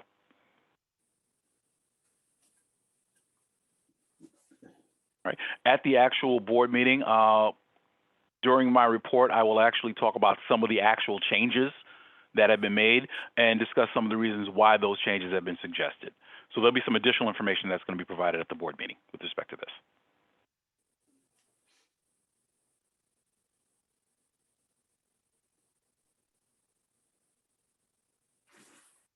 Okay. Kyrie. Yes. Hello. Good evening, everyone. And Khalid, I just wanted to say it's a pleasure to have you on board, and I look forward to meeting you in person because everyone speaks so well about you, and I'm grateful to have you here. So, with that being said, I do have something to say with regards to the first, which was assignments, and then I guess it ties into the bylaws as well. I remember last year before the closing of our general board meeting, I brought up some different things about the bylaws that I would ask to potentially change, and also again, accidentally at our other meeting, which wasn't an official meeting. However, I would like to know, with regards to the bylaws, when it speaks specifically to the formation of the committee chairs and the different committees, it gives the power explicitly to the chairperson and not the executive board. So that is definitely something that I mentioned before, and also mentioned it was 2008, but I'm grateful that now we're about to address these different things. But that's an amendment I personally feel as though the committee should have, because as it currently states and as it currently reads, everything goes through the chairperson. Everything is appointed, no matter about the nomination or the selection. And another reason I bring that up is because I'm assuming I'm a part of the 20% who was not successfully placed on a committee when I submitted, and I even asked to be considered for a chair, had the opportunity to serve as a nominations committee chair. And, you know, I was told, well, we had so many people in the running and I would have to just wait. And I was already serving on the executive committee. So potentially, you know, I could do, you know, float around, which I'm happy with doing so. But again, maybe this was just an oversight because, you know, the chairperson, and which is Fred, who's doing a great job, has so much responsibilities. But I do believe that the selection and appointments of chairpersons and just chair members and community members should go through the executive committee. Thank you. That's what I have to say. No, thank you for that comment. Very briefly, so to that, I mean, and absolutely, I think that's the reason why we want to have this conversation. So if there are any recommendations you want to make, absolutely, this is the time for us to have that conversation. And we can look at the pros and the cons for both of those, and the board will be able to decide what, you know, in which direction we're going to go with that. But, so is it possible, absolutely, thank you. Is it possible that I could just send over an email and I could CC, you know, both you, Dante, and the executive committee that maybe that amendment can also be considered when you present whichever proposal of the amended bylaws to the general public as well, as opposed to having to say this again. Thank you. I'll make sure to email that out to you. Yeah, so make sure you email that. So actually, I mean, what we're going to do is this is going to be the formal proposal we put out, but that's what we're going to be asking everyone to do, to send whatever recommendations for amendments or text changes we need to make. And that way the board will be able to consider all of those at one time and make any changes as we need to. So to answer my question, just so that I understand clearly. So when I do send this addition, because this is something I've been asking, it's been in minutes from last year, will it please be included in the first draft that's issued out to the general board, that with whatever amended changes you said that you're going to share with us at the next meeting? Because I'll send the email out tonight, need be. Right, but no, what I'm saying is we're not voting on anything. This is something that no, I understood that. I'm asking if my amendment, which I just suggested again and again and again, if it can be included into whatever proposal that you said has been prepared with amendments for the bylaws. That's what I'm asking you. If I email that over to you, Dante. No, what I'm saying is we're not making the change now. The document will go, your amendment will be there as a change that's being recommended for the document. Oh yeah, that's what I'm asking, just to include that. So we're going to collect all those recommendations, and the board will be able to say, okay, well, listen, looking at the document, we have a recommendation for an amendment. This is the recommended change. The board will be able to vote on that. Yes, we're going to take, adopt that amendment. We're going to make that change. So basically you're saying I should wait to the general body meeting with everyone else who will have other things who will have amendments or Right. suggestions. The So the you won't amendments, include all it the in this one. So you, right. What I'm saying is all the amendments will be considered at the October meeting is the plan. okay, so we're gonna just delay, okay? Yeah, Well, all the amendments will be considered well, at the October meeting because we'll have an just to opportunity for everyone clarify, to one, read it. Fred, No, just to Yeah. clarify, right? Like, thank you. and Kyrie, what he's saying is that he's going to ask all of the members to send I over understood exactly what amendments. he was saying, Primo. I did. And Oh, okay. my question was different, being that I've been asking this since last year and also last meeting, and it's okay. I understood very clearly. Thanks. Okay, got you. I just want In to, October, like I'll at the bring up the first same voting issue. opportunity, it'll be voted on. That wasn't my initial question. It was if Excuse my me, amendment could Fred. be included in the Okay. email as well. Hold on. Fred, All right. it's Warren. I have a Hold question on, for Kyrie. Warren. Actually, hold on, Warren. Before you go, because I do have the speakers list, I want to take those. I'll add you to the list, okay? Oh, by all means, but mine is Oh, directly to Kyrie, okay? okay, no problem. But you'll be able to ask that right after that. Hold on. Of So I course. have Thank you. Beverly, Fran. I see you, and then Warren will take yours. Okay, Beverly, go ahead. Okay, 2 questions. Yes. First, the when you say we worked on the original draft, who's we, Fred? Thank you. No, I didn't say we. I said I Okay, so heard I from different members misunderstood. about. Yeah. Go ahead. No. This draft was worked on with input from another number of other people who had, questions and issues with stuff that has happened in the past. Like, for example, I think one of the things that keeps coming up, just to preface, is does a board member need to be present at the election? It's not written in the document, so that was always a question. It's written into the document now. One of the other things we tried to address as well was looking at it very quickly. Hold on. But Yes. that's and I appreciate you looking for it. But Fred, changing of the bylaws, from what I understand, is not something that can be done by one person. And No. before I Okay. and if I misunderstood that's what you were relaying to us, please expound now. No. This is not a change of the bylaws. This is a proposal for a revision of the bylaws, Even which that, will be voted on. Which will be no. I mean, anybody can propose a change to the bylaws. but you're putting this is not a typical change, just like Kyrie was saying. He suggested a change, but there's nothing moving forward. There's nothing being implemented. It's up in the air to be discussed at a future time. What you're doing with the power that you have made proposal that is going to be presented as a draft for the rest of us to add to. There is a conflict, as I perceive it. Be clear about that. There is a conflict, as I perceive it, in what is being done right now. The person proposing the change is also moving the change forward with his or her influence, and we are to add to it. Aren't all those changes supposed to go? And then aren't all it just have a feeling of impropriety, Fred. Okay. Think Point about taken. it. Well, Thank you. well, here's the thing. Let me throw it this way. Okay. If you had an amendment that you wanted to propose, I couldn't move it forward. No, you can propose your amendment. Say, I have an amendment I would like to propose. Yeah. If something came up, you're correct. Right. You could propose that. If you had 2 amendments that you want to propose at one time, you would, by that same right, be able to do that. And we would vote on those 2 amendments as long as you had satisfied the requirement of the 10 days notice. So what this is an opportunity, or this is an effort to try and say, let's get as many of the changes that might need to be made and put that before the board so the full board can consider it.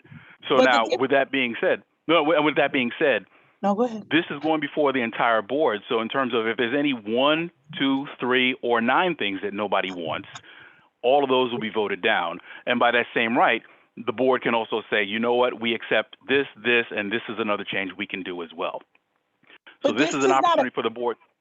Go ahead. Go ahead, Fred. You finish. Go ahead.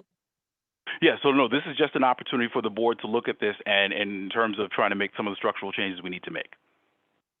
Okay. But it would be something that anybody by right, so it's like myself included, anybody by right could propose any of these changes or any number of them. And this is something we're doing this in terms of trying to put something before the board so we can look at it and make as many of the structural changes as we need to make in one shot and be as efficient as we can about that.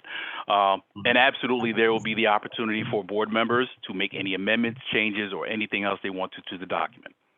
Are you implying that it's been long overdue? So you figured you'd start it? It just so happens that you're the chair starting it? Is that what you're doing? This is something I would have done as a member because it's been long overdue. Okay. So I'll give you that. Oh, so I have one more thing before I say, let me say this and then I'll move to my one more thing. I'll give you that until we see this process play out. Okay, Fred? Absolutely. Okay. Listen, if there's anything in there. Okay, go ahead. I'm sorry. No. I understand. You shared that with us. If we see anything in there that you've proposed that we have issue with, and all the rest of us have the opportunity to bring up suggestions as well, then we are all able to do that. This is not just you bringing stuff forward. This is you beginning a process that's long overdue, and you're asking the rest of us to add on. Correct. Okay. So my second thing is the meeting that's happening, or the session that's happening from 7 to 7:30, giving people an opportunity to bring up issues. Does that mean we will no longer have the public comment section? Not quite, and this is where we're going to be building the plane as we fly. I think that we're creating an opportunity for people to speak during the public hearing session to whatever the topics are. So it'll be the SLA licenses plus topics, especially particular topics. Definitely we have to talk about the CBC. And there are a couple of other big things coming down that I think we're going to have town halls or hearings on them as well. We will probably have to make an adjustment. We probably should make an adjustment to the public commentary session during the regular board meeting. I don't know what it is yet, so I'm not quite prepared to say, yeah, we're going to make that change. But we're going to try and move as much as we can to the first part, so hopefully the time difference is not going to be so much. Okay, if that helps. Thank you for your patience. No, thank you. And again, it's going to be, we're going to be learning as we go along, so we'll figure out what changes we need to do. But at the very least, we needed to make sure we started scheduling these hearings. Okay, thank you. Okay, thank you. Thank you. Okay, Fran. Yes, thank you, Mr. Chair. One of the questions I was going to ask, Beverly just asked concerning the public moment for the 30 minutes public comments.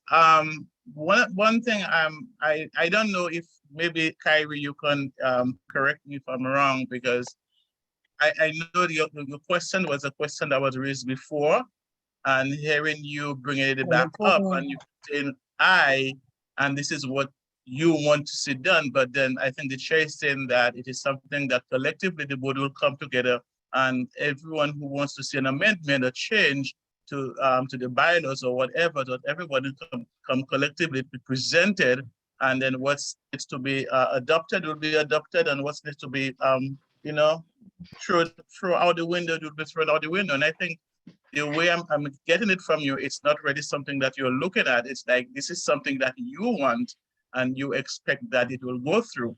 But then all of us may want things, we see changes, but because we see something that we want, that does not mean we have to go by the rules. We may see something that we want.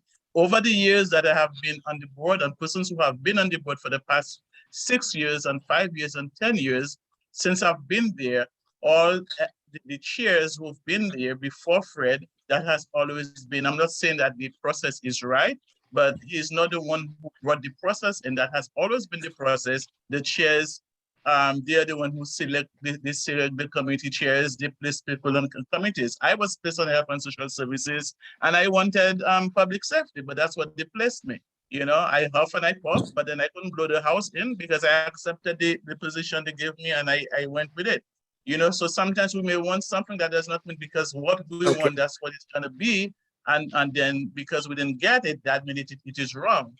So there are rules, there are procedures, there are policies that we have to go by. Yes, we can amend. you know, but that does not mean because we want it and we put it on the floor, we have to go with it. There's a process and it has to be presented to the board.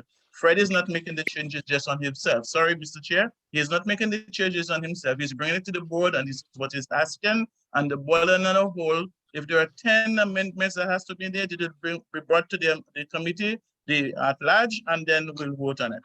That's what I have to say. Thank you. So thank you for that. Hold on Well, one she second. asked Hold on me one second. to address, my No, apologies. hold on. My apologies. We have I'll a wait. speakers list.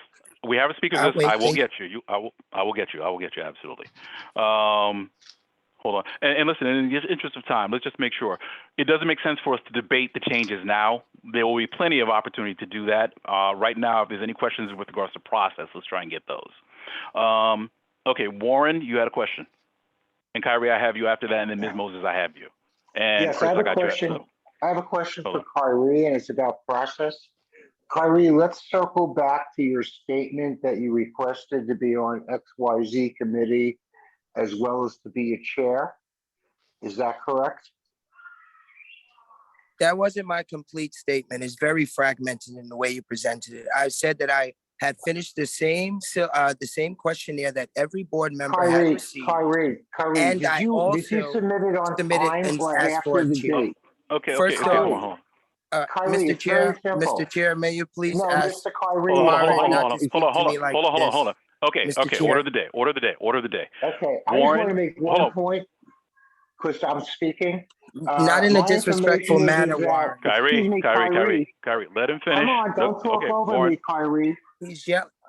My question is, did you submit it before or after the date it was due?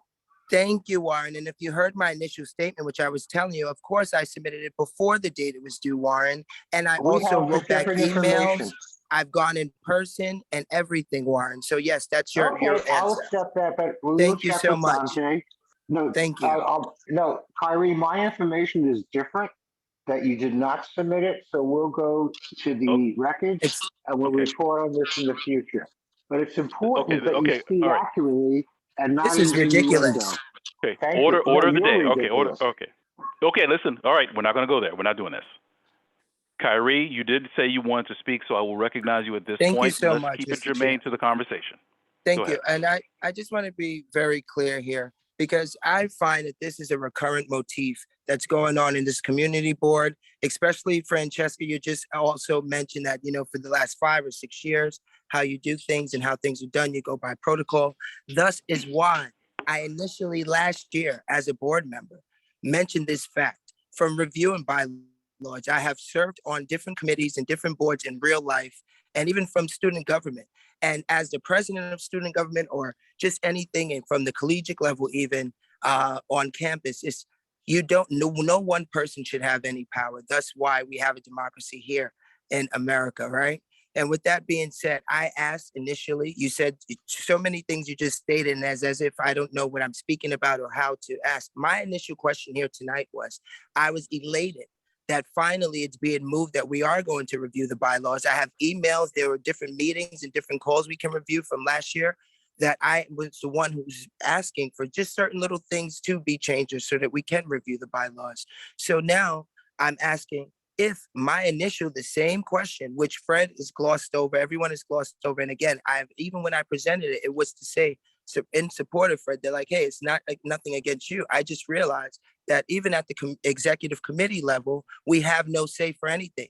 And what was an example? The fact that I submitted my form like everyone else, and I feel as though I was purposely not put on a committee, even after everything, and it's fine. I don't need to be on one because I'm on the executive committee. But let me tell you one other thing, Francesca and everyone else here. I'm a member of CB9, born and raised. I live every day to inspire, enhance, and motivate everyone in this community and around the world. And what I do not like is for everyone to sit as if nothing is going on. All I did was ask one simple thing, which was for my additional proposal or amendment to be included on the email to be considered. Not saying, oh, we have to change this and because Kyrie wants to change this. And it's been there since 2008.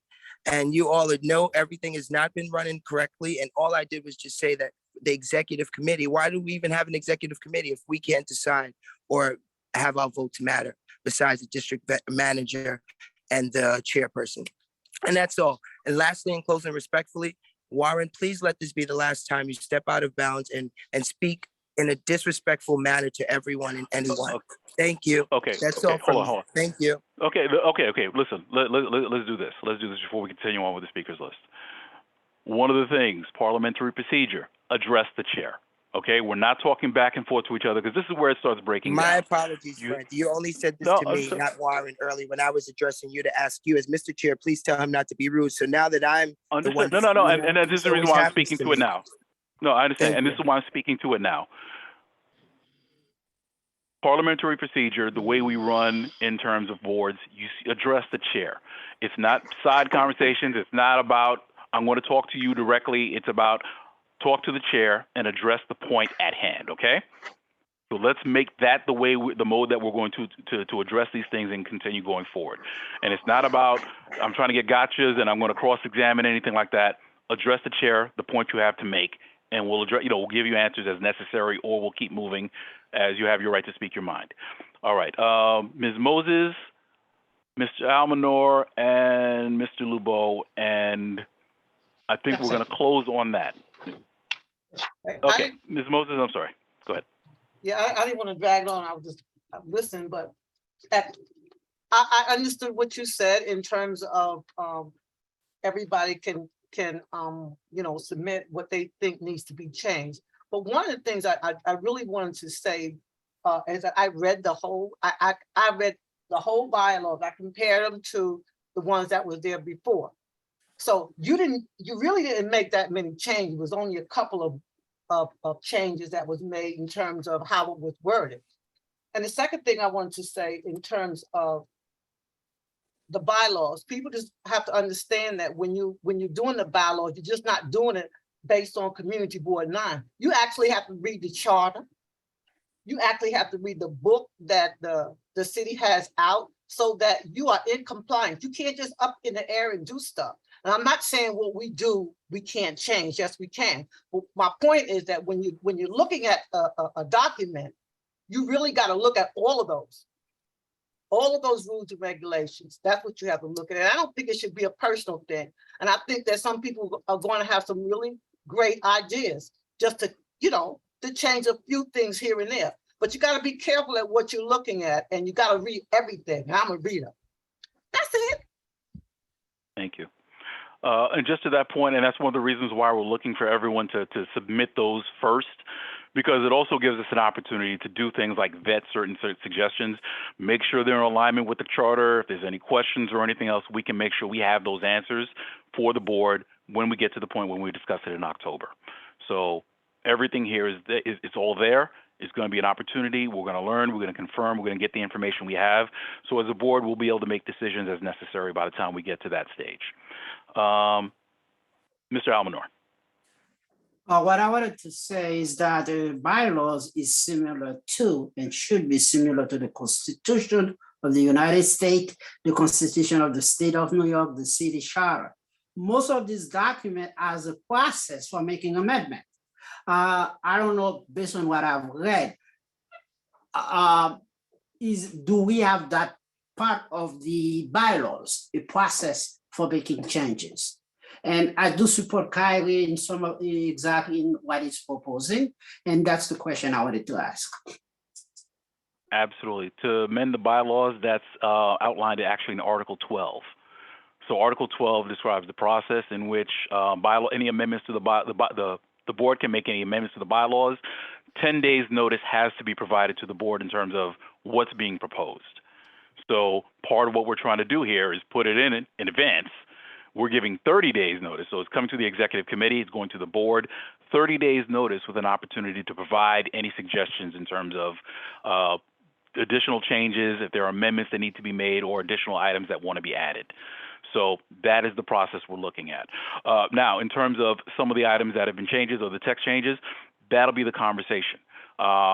I think that we'll have conversations about that, and we'll say, listen, there's going to be pros and cons to whatever happens, but that's part of the discussion, and we'll be able to do that as part of the deliberations when we actually discuss changes. But thank you, Mr. Almanor. Mr. Lubo.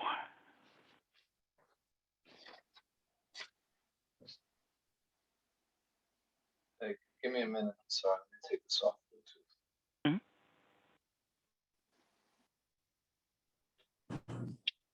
Bluetooth. Okay. Can you hear me okay? Yep. Mr. Chair? Okay. Thank you. Mr. Chair, I'm listening to what everyone is saying, and I think there's a lot of different views. May I offer a proposed solution? Or just a proposal? What is your proposal? I think that you as chair have some good ideas from things that you've seen over the last couple of years that you would like to change on the bylaws. I think there are some new members like Kyrie and others who also have some ideas of things that they would like to change in regards to bylaws. It may be helpful for us as a board to open up a window for a period of 1 week for those individuals who are board members of CB9 to submit to the district office their proposed changes on the bylaw, initial it next to the bylaw so we know who's making that proposal, and write a 2-sentence justification and track changes on the margins that will say, I'm proposing this amendment for X reason. Then everyone has the same window to propose changes to the bylaws. We can all reflect on it and think about it electronically. And then at a later date in the general board meeting, after 30 days or however long you'd like, we can all vote on it. Because I think that what's happening here is, we don't really know, it's not entirely clear what's been proposed in terms of the changes to the bylaws. 2, there's other folks, there are folks who have other ideas in terms of other things they'd like to change and who are excited by this thing that you've opened up in terms of making amendments. And then 3, we just want to cover our bases, and it's helpful to have this stuff justified electronically in the margins, and we know exactly who proposes what. Because I think what's going to happen when we vote on this as a general board is people are going to say, I don't know who proposed this. I didn't have any advance notice, and this process, was unclear to me. But if we start early on with some of the things that I'm suggested here, it might make it easier for us later on. Thanks. No, thank you for that, and I think it's points well taken. Part of the intent and part of the reason why I didn't go into it this evening is for exactly what you said in terms of, I think that there are some changes that absolutely need to be fleshed out and noted in terms of, in this document, this is what's different from what was there before. And to your point, offer the justifications in terms of why did we do that, or well, why did I do that in this sense? And to your point, provide members the opportunity to do the same in terms of give a recommendation, give a rationale as to why this is being proposed, because then it allows people to kind of weigh apples against apples and see where we're going to go with that. But I think that's an excellent suggestion, and we can probably incorporate that as part of the process next week when we introduce. So we can allow for a time frame for members to submit, give those guidelines. As a matter of fact, if I could ask if you would send that over, your suggestion, so we can make sure we incorporate that as part of this conversation for next week. Sorry, would you like me to send this in an email, what I said? Yes, what you said in email. All right. So we can make sure we put that as part of the presentation. Sure, no problem. Thank you. Mr. Chair. And for next week, I'm sorry. Yeah, and for next week, I will make that initial those initial changes that I made, I'll do that same thing, what you suggest. So that way people see what the changes were, the reason why we're proposing it, to give context as well. And all members will have that same opportunity to do that, so we can all have, kind of level set everybody's knowledge about the bylaws. I'm sorry, I heard somebody's voice. Oh, Linda, was that you? Yes, I'm listening to everybody, and I agree with majority of the basic direction, but I'm a bit worried about the timing. I think if we want to put this bylaws together as best and at the most legal way we could, to me, I don't think that the timing you've got a month to do this properly. I would agree with people giving them a window to send in all the information, but this is, let me see, 13, 14 page document, like Ms. Newsom, I read everything, so I was really good on it. When I got it, I read it. Make sure that everybody has a copy, right? We can't ascertain that at this time. but make sure everybody has a copy. And those people who want to submit, send maybe a preliminary note. I'm reading it, I'll submit mine by the week, so you know what to expect, right? Because you don't want on Friday, people begin to say, I remember, and then we got this whole slew of even things that might be submitted for people. So you might need to take everything, needs a set of people to sit down and see all that are similar, so that when a person come, oh, I said I wanted to change and I didn't see my Thursday. For us to say, well, we had 25 people who said Friday, so the 25 people win. So we will submit Friday. I think you need a little tightening up. And I think Beverly was trying to talk about this. I'm just leaving this to open, like submit for a week, and then in a month we will come back going through everything that everybody said. Well, I didn't hear what I submit. I think you need to have a week, come back, put the document together, right? Go through all the similar things and bring a document to everybody that at the end would be the one that would be voted on. Because we would not be sitting here voting on this change, on that change in a month time. I think that would be a little bit too much. And for people, we wouldn't get out of here.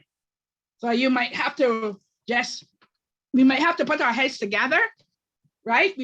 I support Chris' submission for the week, but we have to put our heads together and see for sure if a month is good enough time for us to have this done properly. And it will not be everybody's satisfaction, but at least 95% will be willing to go. No, absolutely, absolutely fair comments. And you know, and I think we can definitely look at this and see what's going to work best. To your point, I mean, what are the right points to have input? You know, how do we make sure we don't have 17 of the same amendment? So yeah, we can work out some logistics of that. And I put out a vote in October, but I think that also by that same token, we want to get it right, or as right as we can.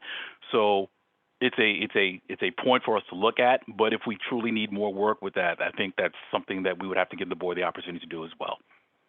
But thank you for those comments. Okay, Dante, I see you, and then we're going to close on you because I know people want to go home at this point. Yeah. Well, thank you, Mr. Chair. I was also going to just say, as people are thinking about these amendments, I know that you all are seeing it from a community board side, but it's imperative that you also think about it from an administrative side. There are things and ideas that you all are likely going to have that just aren't going to be possible to implement.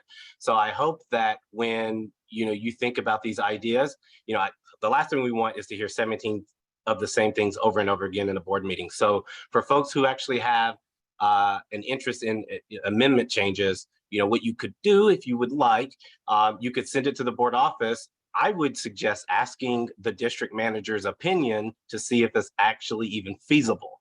Because what will happen is if we have mixed bylaws that are mixed with the city charter, that's going to make it much harder for all of us to do all of this. So, I have no reservation of letting you know on the administrative side, hey, this is something that we can definitely look at. This is something that we can do. And I'm a pretty straightforward person. I'll tell you, no, that's a terrible idea and we shouldn't do it. And this is why. But I definitely think before, you send it to the board and we hear this all over again, reach out to the board office, preferably via email. Send me an email so I can let you know on the administrative side, yeah, this is something that we can actually do. So we're not all wasting each other's time. That's all. Okay, thank you for that, Dante. Okay, all right, so we've reached the end of the list. Okay, so I want to thank everyone for the comments, and we're definitely going to try and make sure that we're incorporating this so we can come up with a process that we can present to the board. And again, I think, the things we want to make this iterative, we want to make sure that we're doing this as best as we can. So we're going to continue taking commentary as well. So please feel free to send me suggestions. Chris, I'm definitely going to look out for your email because I think it's an excellent idea in terms of we should give a time frame so we can kind of vet, collect all the information, make sure we have it there. To Dante's point, let's vet it. Let's see what works, what doesn't, if there are any legal issues or if there are any operational issues that we should be considering as we consider all the items. Okay, all right, so we are now at item 6 for the agenda. The agenda for the general board meeting for next week. It's Yes. Warren. We need to Yes. review the SOA applications. before we can put them on the agenda? All right. Primo, you had discussed them before, but would you be willing to just give a quick review? Because I think he had said that there was one of them that was coming up. One, I know he said that the committee had recommended with the condition, because I think there was some information they needed to get a sign off by a church, I believe you said it was, correct? Correct. Happy to do so. I'll give you a little bit of a verbal overview. One of our applicants is Blue Nick, which is a bar restaurant that actually applied for a liquor license a while ago, but just basically paused their application because it was around like the time of COVID, and they had obviously a hard time opening their business. They're now kind of on the cusp of opening their business. They don't yet have I forget what it's called, like a certificate of an occupancy or whatever it's called, but there are actually new amendments to the state liquor authority's laws that basically say that the state liquor authority is going to need one of those certificates of occupancy or business or whatever it's called in order for them to actually pass the liquor license at the state level. And so it's not something that we need to worry about at the local level, although it was a question that was asked. The owner came, they presented, they had a representative as well. They gave us floor plans, they gave us the menu, they gave us the hours, etc., all of that. Nothing seemed problematic to the committee at all.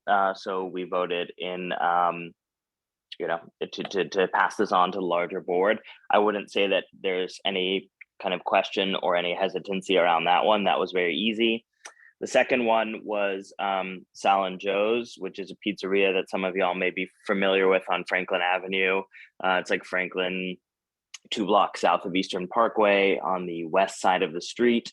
They are applying for a beer and wine license. They're kind of thinking here is that people who go to the pizzeria have been asking for the availability of beer and wine, basically. And our only hesitancy around this, and I personally live 2 blocks away from the pizzeria. I literally had the pizza tonight. Both of the owners, both Sal and Joe, are at the business every single day. They treat the community with lots of love and care and respect. The one kind of hesitancy, or I'll name 2 hesitancies. One was that they exist basically next door to a church. This church is only kind of semi-active in my own experience, having lived a few blocks away for the last 10 years. But we know that the 500-foot rule is something that is of concern to members of the community. And so we named that, and also said that, if they could get a letter from the church stating that the church was comfortable with them having this license, that would make things much easier at the general board meeting. And so they said, no problem, we've been talking to them, we'll get the letter. And then one other thing that was actually missing was signatures from the community. That looks like it was a clerical error on behalf of their representative or their lawyer or whatever it's called, who submits their paperwork. Mia has told me that Mia now has the signature list, so that is not an issue of concern. But last I spoke to Mia, we are still waiting on the letter from the church. And so basically when we voted, we said Blue Nick, we vote yes with no reservations. And then when it came to the pizzeria, we said we vote to pass this on to the general board, granted that they provide both a signature list and a letter from the church next door. So that is where we are at the moment. And I can pause and see if folks have any questions. Okay, are there any questions for Primo regarding the SLA applications? Please use the raise hand function.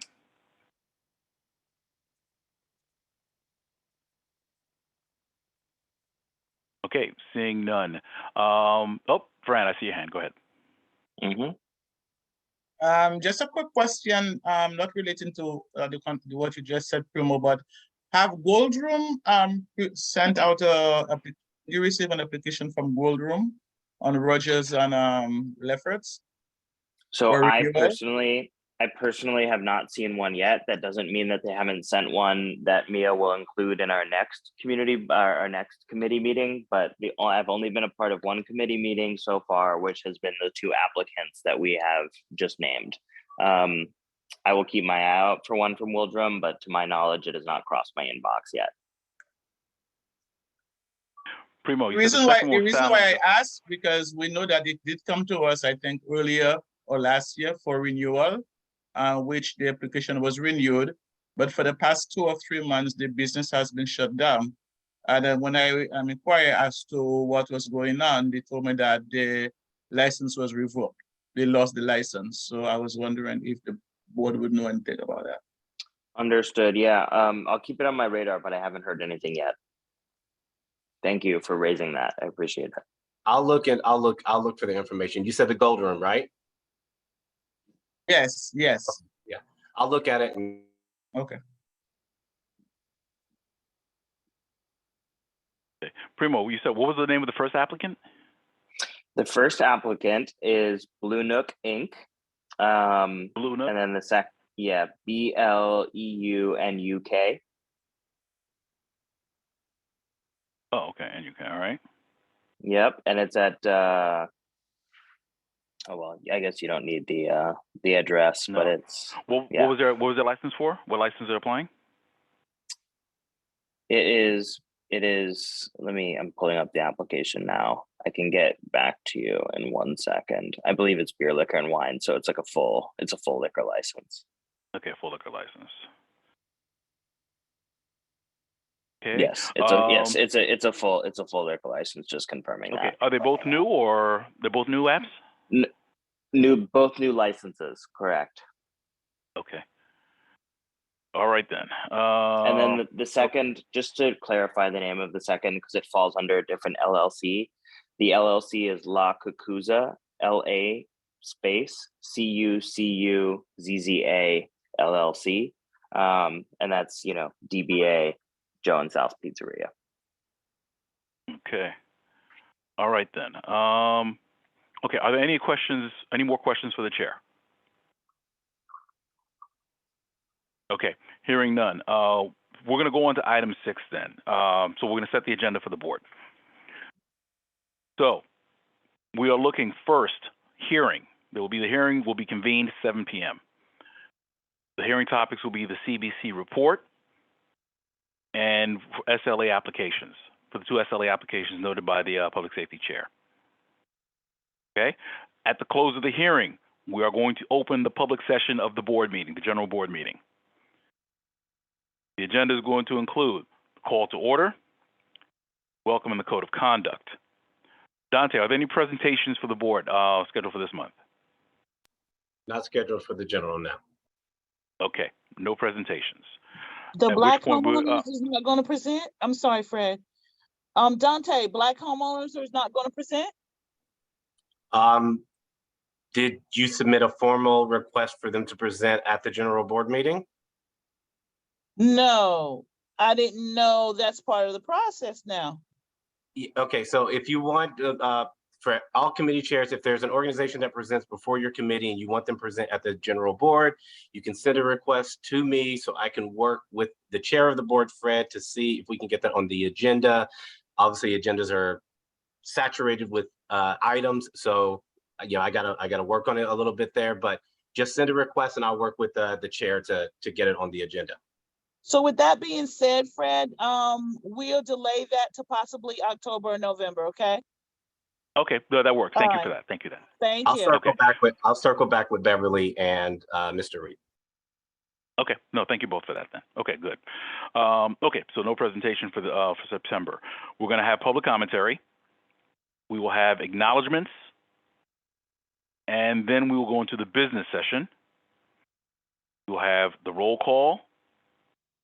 We will have the approval of the agenda. We will have the approval of the minutes. We'll have committee reports. We will have the district manager's report. We will have the chair's report. Sub items, CBC report, land use. In-person meetings.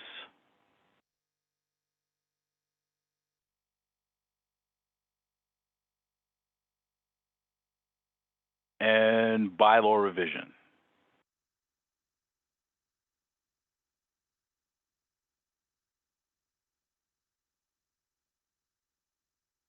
Okay, after which we will go into voting items.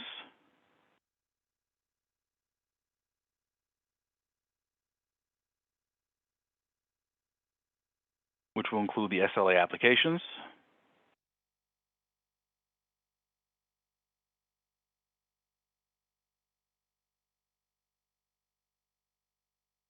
Then we will go into unfinished business.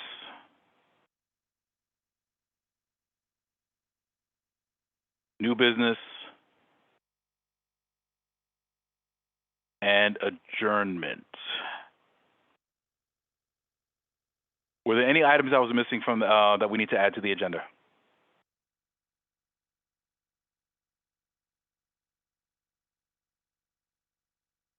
Okay, hearing none, no ads. At this time, I will entertain a motion to adopt the agenda as stated. So made. Okay, I hear a move by Warren Burke. Do I have a second? Second. Ooh, Fred, oh, I'm sorry. Can I throw one thing in? What do you need? Is it possible to have NYPD come if they're available and give an overview, or is it too late to ask for them to be added to the agenda? Who is this? NYPD. Who's that again? NYPD. NY. What do you want them to report on? I mean, I could report on what they share out during the committee meeting, but I mean, to the point of some of what has been raised already in this meeting, folks want to hear from local public safety representatives. So I'm offering that to the executive committee. If it's not needed, I'm happy to just share out what they report. But if it feels like a positive presence, then I'm happy to invite them to the general board meeting. Yeah, for this month, only because I'm not sure how the hearing is going to go. I don't want to necessarily run long on time. I don't want to cut them short. Is it possible? Can we consider that for next month? We can see if we can add them for next month. Depending on how it goes. Absolutely. Totally a suggestion, okay. But I understand that. Yep. Okay, thank you for that. I appreciate that. Yep. All right. Okay, so we did have a motion to approve, to adopt from Warren. Second, I saw Mr. Almanor just raising his hand. He was ready to go. Yes, second. Yeah, I have a second by member at large Almanor. Okay, moved and seconded. All right, all members of the executive committee, all those in favor, please say aye. Aye. Aye. Aye. Aye. Aye. All right. Are there any members of the executive committee in opposition? Please say no for please say your name for the record if you're in opposition. If you're a member of the exec, please say your name if you are in opposition. Do we have a full quorum? You know what? Just because you said that. Yes, you did. Yes, everybody here. Yes. Well, let's just do attendance because I need to make sure that the votes are properly distributed. I'm not saying Kyrie. Kyrie's here. Okay. Let's see. I see first vice chair, second vice chair, executive secretary. I see the treasurer. I see Mr. Almanor. Kyrie, are you on? I think Kyrie left, Mr. Chair. He left. That's what I'm saying. Yeah. That's what I'm asking. Okay. All right. Yeah, he did. Thanks, All right. Fran. No, thank you for catching that. Okay, so just please note that Kyrie was not present for the vote.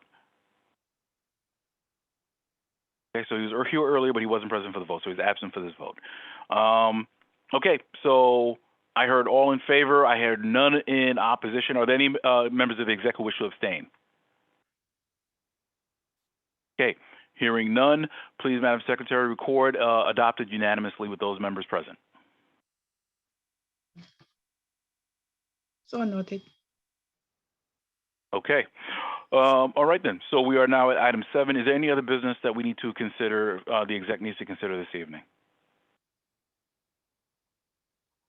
Hearing none. We go to item 8, adjournment. Oh, I'm sorry. Go ahead. What was that, Teresa? Was there a treasurer's report? There is not one this month. Chris, is it possible we can have the conversation you'll be able to present next month? Because I think there'll be a few items we want to discuss. For sure. Yeah, Teresa, thanks for raising it. And Dante, just a heads up, I'll shoot you an email offline, but I would love to align with you so I can partner with you on a presentation to the board about the budget You may remember when I ran for treasurer in June, I committed to facilitating a workshop where folks could ask Q&A about our budget and how that works. And I said I would do that within the first 100 days. So now I'm on the clock. So I will be reaching out to you, and I'm happy to give a treasurer report next month. Thanks, Teresa, for raising it. And for Thank you very next, much. what are we voting on for the board meeting? Will be No, sent that- we've You're already not voted on the voting. agenda. Yeah, the agenda's already been voted on, so right now it's just any other business for the board. We're in item 7. But she needs to understand that she doesn't get the opportunity to vote like I don't. No, now I the know executive that. I gotta know vote that. it. I'm just wondering Yeah. about if there's any votes that are gonna be for the community board for next term that I wanna research.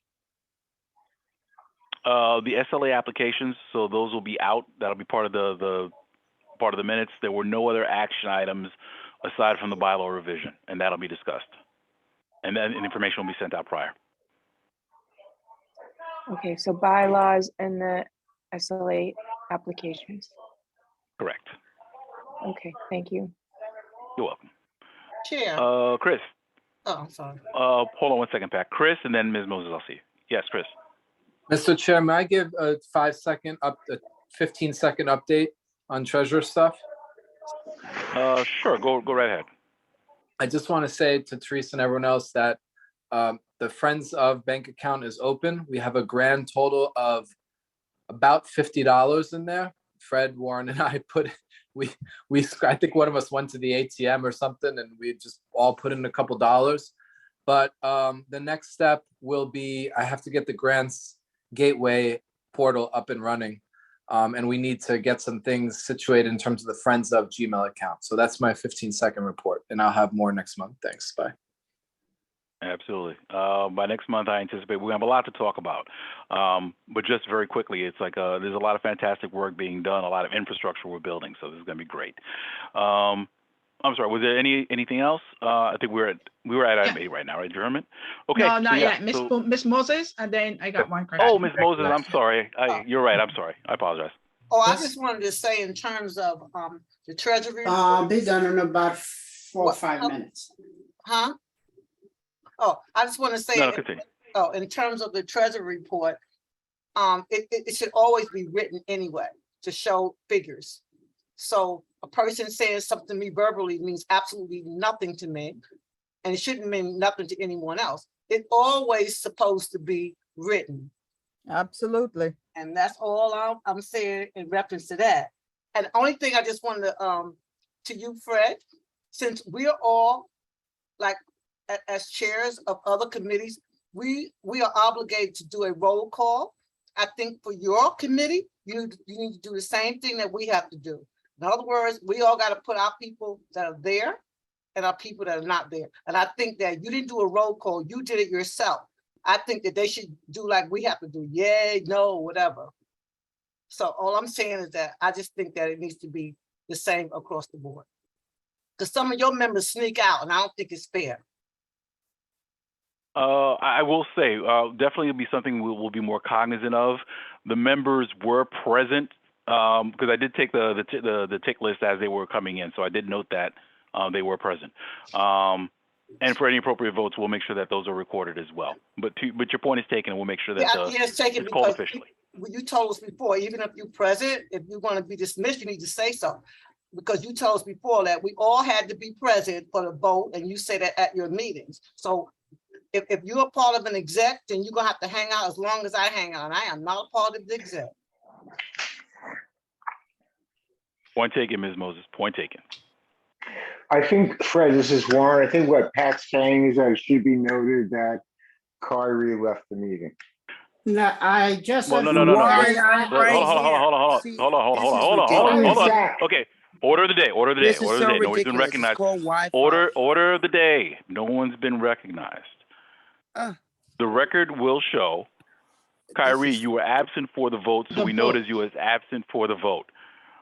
We do have you as recorded as being present for the meeting. The only time you were absent was for that vote. So it must that's happen how as that soon reflects. as it just dropped off, and I've been waiting to be let back into the meeting. We're So sorry. like that's crazy. I've been here Incorrect. the That's entire incorrect. night. You weren't waiting to be let back into the meeting. I didn't let you back in, so you got back in on your own accord, for the record. So then, the record then, did you not see me here this entire time? So the vote just happened when it dropped off from Wi-Fi just a second ago? Yes. At the Yes. top We of the call, screen, it tells us when people leave and when they join. Yes. When you left, your name came to the top of the screen. No, okay. No, of Okay. course. So what I'm saying is I literally sat here from the very beginning of this meeting before other people even got and joined onto this meeting. Literally the whole time with the exception, this is being recorded. I'm sure it'll see when I dropped off from Wi-Fi. It happened once. I joined right back and I've been having difficulty in the last couple of minutes. I've been texting other executive committee board members. I'm sure if anyone wants to speak up, at least two of them right now, to say that, I'm trying to get back on. So, but for me to just hear, and I'm sitting here, Warren, as you go and to say again, it's just a vendetta against, something's against me with you all. And I don't understand it, but it's silly. It really is. in any case, well, listen, there's nothing here. We recorded it appropriately in terms of you were present before. The one vote that was taken, we do not have you here. But that's the way fine. it's No, I recorded. understand that. My apologies for the Wi-Fi jumping off, but that doesn't mean that, he wasn't here this whole meeting. And then I heard the other lady. And No, that's not true. No. Order of the day, order of the day, order of the day. So why would we Kyrie, take away my it was attendance? noted for the record you were here earlier.